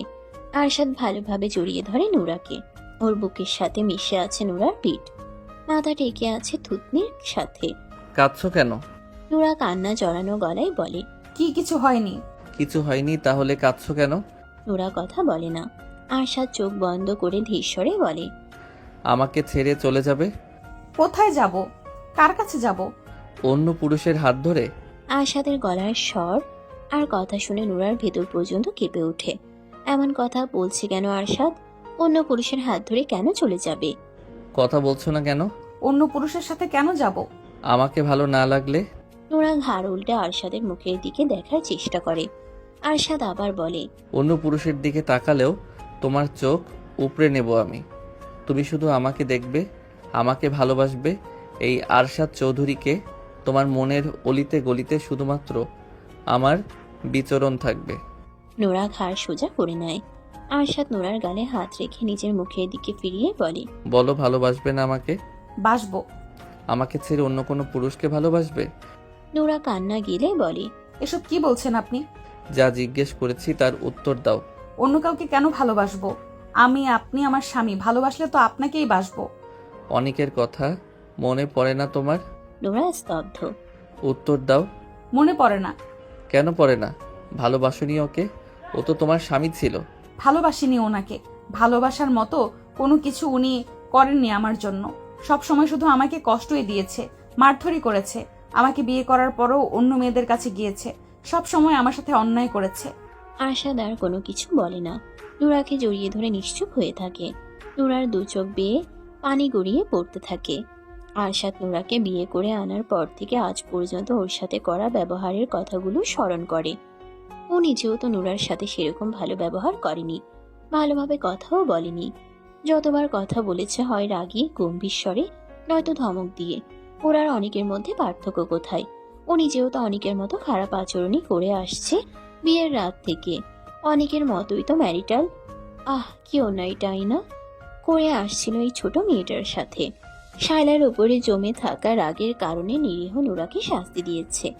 এই শাস্তি তো নুরার পাওয়ার কথা নয়। মেয়েটা তো ছোটবেলা থেকেই কষ্ট করে বড় হয়েছিল, শিকার হয়েছিল এক মানুষরূপী জানোয়ারের। ও নিজে এনেও তো সেই কষ্টই দিচ্ছে। ছোট মেয়েটা এত কিছু সহ্য করছে কিভাবে? ওকে দেখলেই কেমন ভয়ে জড়সড় হয়ে যায়। তখন ওরাকে দেখে ওর আনন্দই হতো, কিন্তু এখন কষ্ট হচ্ছে। ওকে কতটা ভয় পেয়ে মেয়েটা ভয়ে অমন জড়সড় হয়ে যেত। ও যেন নুরার জন্য একটা আতঙ্ক। মেয়েটা ভয়ে ওর দিকে তাকায়ও না ঠিক মতো। নুরার সাথে করা অন্যায়গুলো আরশাদের ভেতর অপরাধবোধ জাগিয়ে তুলেছে। বড় অন্যায় করেছে মেয়েটার সাথে। কিছুটা সময় নীরবতায় পেরিয়ে যায়। আব্রাহাম ঘুমিয়েছে? হ্যাঁ। ওকে ছেড়ে এদিকে ফেরো। নুরা আব্রাহামকে ছেড়ে নিজের কাছ থেকে একটু দূরে শোয়ায়। ঘুরে শোয় আরশাদের দিকে। আরশাদ নুরাকে বুকে চেপে ধরে, চুলের ভাজা আঙ্গুল গলিয়ে দিয়ে নরম স্বরে বলে, সরি নোরা। আরশাদের কথা আর গলার স্বর শুনে অবাক নুরা। বুক থেকে মাথা তুলে আরশাদের মুখের দিকে তাকায়। কান্না করার কারণে নুরার চোখ দুটো কিছুটা ফুলে উঠেছে। আরশাদ নুরার চোখে চোখ রেখে নরম স্বরে আবার বলে, আমি তোমার সাথে এই কয়েকদিন অনেক অন্যায় করেছি নোরা। অমানুষের সাথে থেকে আমিও অমানুষ হয়ে গিয়েছিলাম। একজনের রাগ আরেকজনের ওপর ঝেড়েছি। আমি তোমাকে অনেক কষ্ট দিয়েছি। মাফ করবে না আমাকে? ভালোবাসবে না আমাকে? নাকি অনেকের মতো আমিও তোমার মনে জায়গা পাবো না? নুরার দু চোখ ভরে ওঠে আবার। আরশাদ ওর গালে হাত রেখে ব্যাকুল স্বরে পাগলের মতো বলে, প্লিজ ভালোবাসো আমাকে। বলো ভালোবাসবে। বলো বেইমানি করবে না আমার সাথে। কোনোদিন ঠকাবে না আমাকে। কি হলো বলো? নুরা ফুপিয়ে ওঠে আরশাদের পাগলামো কথা শুনে। আরশাদ নুরাকে আবার বুকে চেপে ধরে চুলে হাত বুলিয়ে বলে, দেখো আর কষ্ট দেব না আমি তোমাকে, একটু কষ্ট দেব না, প্রমিস। শুধু সারা জীবন আমাকে ভালোবাসবে। তোমার হৃদয়ের গভীরে তো এখনো কোনো পুরুষের জায়গা হয়নি, সেখানে তুমি আমাকে জায়গা দাও সারা জীবনের জন্য। নুরা আরশাদের টি শার্ট খামচে ধরে শক্ত হাতে। ভয় লাগলেও কাঁদতে কাঁদতে বলে, আপনি আর ধমক দিবেন না আমাকে? দেব না। রাগারাগি করবেন না আমার সাথে? করব না। তাতে কষ্ট দেবেন না আমাকে? আরশাদের চোখ বন্ধ করে একটু দম নিয়ে তারপর বলে, দেব না। এতদিন যা যা করেছে এমন কিছু আর করব না। তুমি শুধু আমার কথা শুনবে, চলবে, আমাকে আর আমাদের ছেলেকে ভালোবাসবে। সব করব। আমাকে কোনোদিন ঠকাবে না, আমার সাথে বিশ্বাসঘাতকতা করবে না, প্রতারণা করবে না আমার সাথে, মিথ্যে বলবে না আমাকে। কিচ্ছু করব না। কাঁদছো কেন? আব্বুর কথায় অনেক কষ্ট পেয়েছো? তোমাকে কষ্ট দেওয়ার জন্য আর কেউ আসবে না এই বাড়িতে। আপনি ওনাদের সাথে এমন করলেন কেন? আব্বু কি বলেছে শোনোনি? নুরা চুপ করে থাকে। খাবার খাবে? ওঠো। আরশাদ নুরাকে ছেড়ে দেয়। নুরা উঠে বসে, আরশাদ নিজেও উঠে বসে। হাত মুখ ধুয়ে দুজনেই ফ্রেশ হয়। মিট খাবার দিয়ে গেছে। আরশাদ এখন নুরাকে আর খাবার বাড়তে বলে না, নিজেই খাবার বেড়ে দেয় একটা প্লেটে। চেয়ার টেনে নিজের পাশে এনে নুরার দিকে তাকিয়ে বলে, এখানে বসো। নুরা বসে আরশাদের পাশে। আরশাদ ভাত মেখে নুরার মুখের সামনে তুলে ধরে বলে, হা করো। বিনা বাক্যে হা করে নুরা। আরশাদ নুরার মুখে ভাত পুড়ে দিয়ে নিজের মুখে নেয়। নিজের হাতে নুরাকে খাইয়ে দিতে থাকে, নিজেও খেতে থাকে। নুরার দু চোখ বেয়ে পানি গড়িয়ে পড়তে শুরু করে। আরশাদ মুখে ভাত পুড়ে দিয়ে চোখের পানি মুছিয়ে দেয় নিজ হাতে। গালে হাত রেখে নরম স্বরে বলে, কি হয়েছে? কষ্ট দেব না তো আর? নুরা আরশাদের মুখের দিকে তাকিয়ে থাকতে থাকতে ফুপিয়ে ওঠে। বুদ্ধি হওয়ার পর আজ পর্যন্ত কেউ ওকে এভাবে যত্ন করে খাইয়ে দেয়নি। যে আরশাদ সন্ধ্যার পরেও ওর সাথে রেগে রেগে ধমক দিয়ে কথা বলতো, সে আরশাদ হঠাৎ করেই পরিবর্তন হয়ে গেছে। নুরার বিশ্বাস হচ্ছে না আরশাদ ওকে খাইয়ে দিচ্ছে এত যত্ন করে। এত সুন্দর করে ভালোভাবে আরশাদ ওর সাথে কথা বলবে, সেটাও দুঃস্বপ্নেও ভাবেনি। আরশাদ কি সত্যি পরিবর্তন হয়ে গেছে, নাকি নুরা স্বপ্ন দেখছে? ঘুমিয়ে আছে কি এখন? ঘুম ভাঙলে কি সব আগের মতো হয়ে যাবে? আরশাদ আগের মতো ওর সাথে রাগারাগি ধমকাধমকি করবে, ওকে কষ্ট দিবে? নুরা কাঁদছো কেন? নুরা কেঁদে কেঁদে বলে, আপনি সত্যি সত্যি আমাকে আর কষ্ট দেবেন না? না, একদম কষ্ট দেব না আর তোমাকে। এখন কান্না বন্ধ করে হা করো। নুরার চোখের পানি মুছে কান্না বন্ধ করার চেষ্টা করে। বড় বড় করে শ্বাস নেয়। আরশাদ ভাতের লোকমা তুলে ধরতেই হা করে আবার। চোখ দুটো পানিতে ভরে ওঠে। টুপ করে গাল বেয়ে গড়িয়ে পড়ে মুহূর্তেই। আরশাদ তাকিয়ে থাকে নুরার মুখের দিকে। খাওয়া দাওয়া শেষ হলে দরজা লাগিয়ে দেয় আরশাদ। নুরা বিছানায় উঠে শুয়ে পড়ে। আরশাদ মেন লাইট অফ করে ডিম লাইট অন করে শুয়ে পড়ে নুরার পাশে। যত্ন সহকারে নুরাকে আগলে নেয় নিজের প্রশস্ত বুকে। আরশাদের বুকে ভয়ডরহীন নিরাপদ আশ্রয় পেয়ে নোরা লুকিয়ে পড়তে চায় প্রশস্ত বুকের গভীরে। রাত পেরিয়ে নতুন ভোরের আগমন ঘটে। নোরা আরশাদের বুকে মিশে ঘুমিয়ে আছে। একটু আগে এই বুকে এসে ঘুমিয়েছে আবার। আব্রাহাম রাত ৩টার সময় ঘুম থেকে জেগে উঠেছিল। ফজরের পরপরই ঘুমিয়েছে আবার।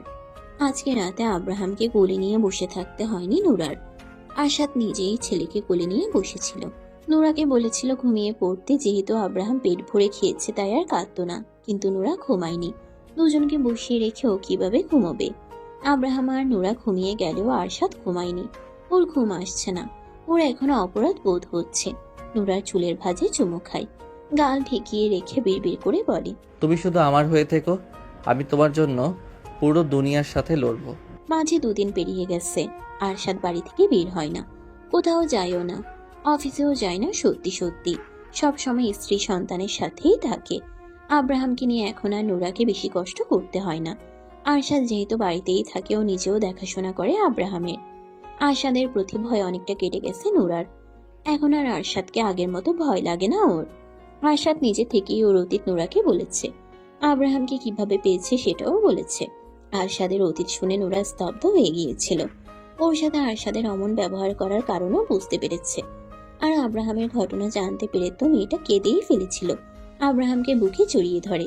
নোরা এখন আব্রাহাম আর আরশাদ দুজনকেই ভীষণ ভালোবাসে। অযত্ন, অবহেলা আর কষ্ট পেয়ে আসা নোরা আরশাদের যত্ন, ভালোবাসা পেয়ে সত্যি নিজেকে ভাগ্যবতী মনে করে। কোনোদিন ভাবেনি এমন দিন ওর জীবনেও আসতে পারে। কেউ ওকে ভালোবেসে আগলে রাখবে, ওকে নিয়ে ভাববে, ওর ভালো মন্দের খেয়াল রাখবে, ও জীবনে খুশি থাকবে সেটা ভাববে, ও কিভাবে খুশি থাকবে সেটা ভাববে। প্রথম দিকে তো আরশাদকে নোরার কাছে সাইকো পাষাণ পুরুষ মনে হয়েছে। কেমন অদ্ভুত ব্যবহার করত, সবসময় রেগে থাকতো, ওকে কষ্ট দিত। কষ্ট পেলে সবাই ভেঙে পড়ে না, অনেকে নষ্টও হয়ে যায়। তবে আরশাদ হয়ে গিয়েছিল সাইকো টাইপের হৃদয়হীন। আরশাদ আব্রাহামকে নিয়ে সোফায় বসে আছে। নোরা ঘুমিয়ে আছে বেডরুমে।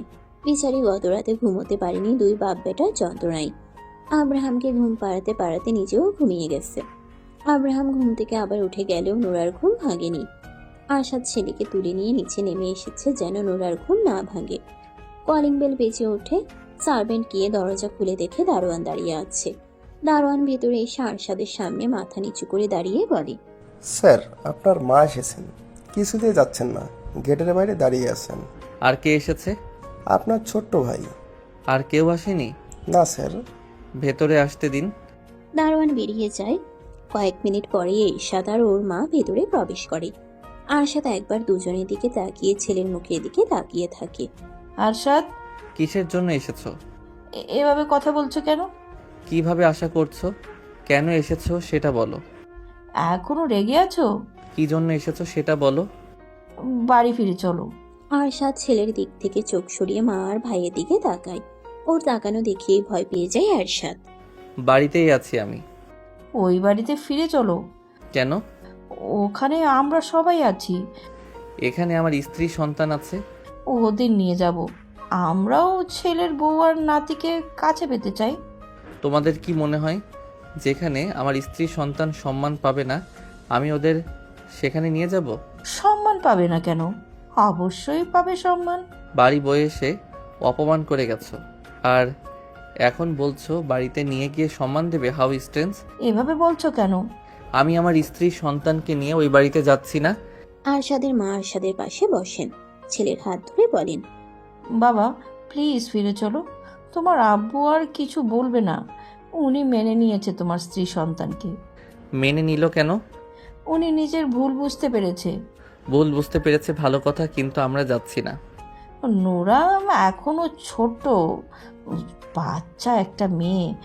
ও একা বাচ্চা হয়ে আরেক বাচ্চাকে একা একা কিভাবে সামলাবে? আমি আছি তো, আমি ওকে সাহায্য করব। তুমি তো সবসময় বাড়িতে থাকবে না। বাড়িতে না থাকলে থাকবো কোথায়? অফিসে তো আর যাবই না, বাইরেও আমার কোনো কাজ নেই। তুমি নিজের বিজনেসের জন্য তো বছরে 2-3 বার স্পেনে যাও।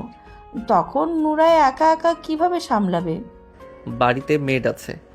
তুমি যাবে না? না। নোরা যদি রাজি হয় যেতে, তবুও যাবে না। আমার কথার উপরে নোরা টু শব্দ করারও সাহস করবে না। মেয়েটা মেয়েকে এইভাবে ভয় দেখাচ্ছ কেন তুমি? আমার কথা শেষ হলে আসতে পারো, আমার কথা বলতে ভালো লাগছে না। আরশাদ, আমি তোমার মা। সেজন্যই এতক্ষণ ধরে কথা বলছি। প্লিজ ফিরে চলো বাবা। তোমাদের কি মনে হয় যেই রুমে ওই নষ্ট মহিলা বছরের পর বছর থেকেছে সেই রুমে আমি আমার স্ত্রী সন্তানকে নিয়ে থাকবো? ওই রুমে না থাকলে অন্য রুমে থাকবে।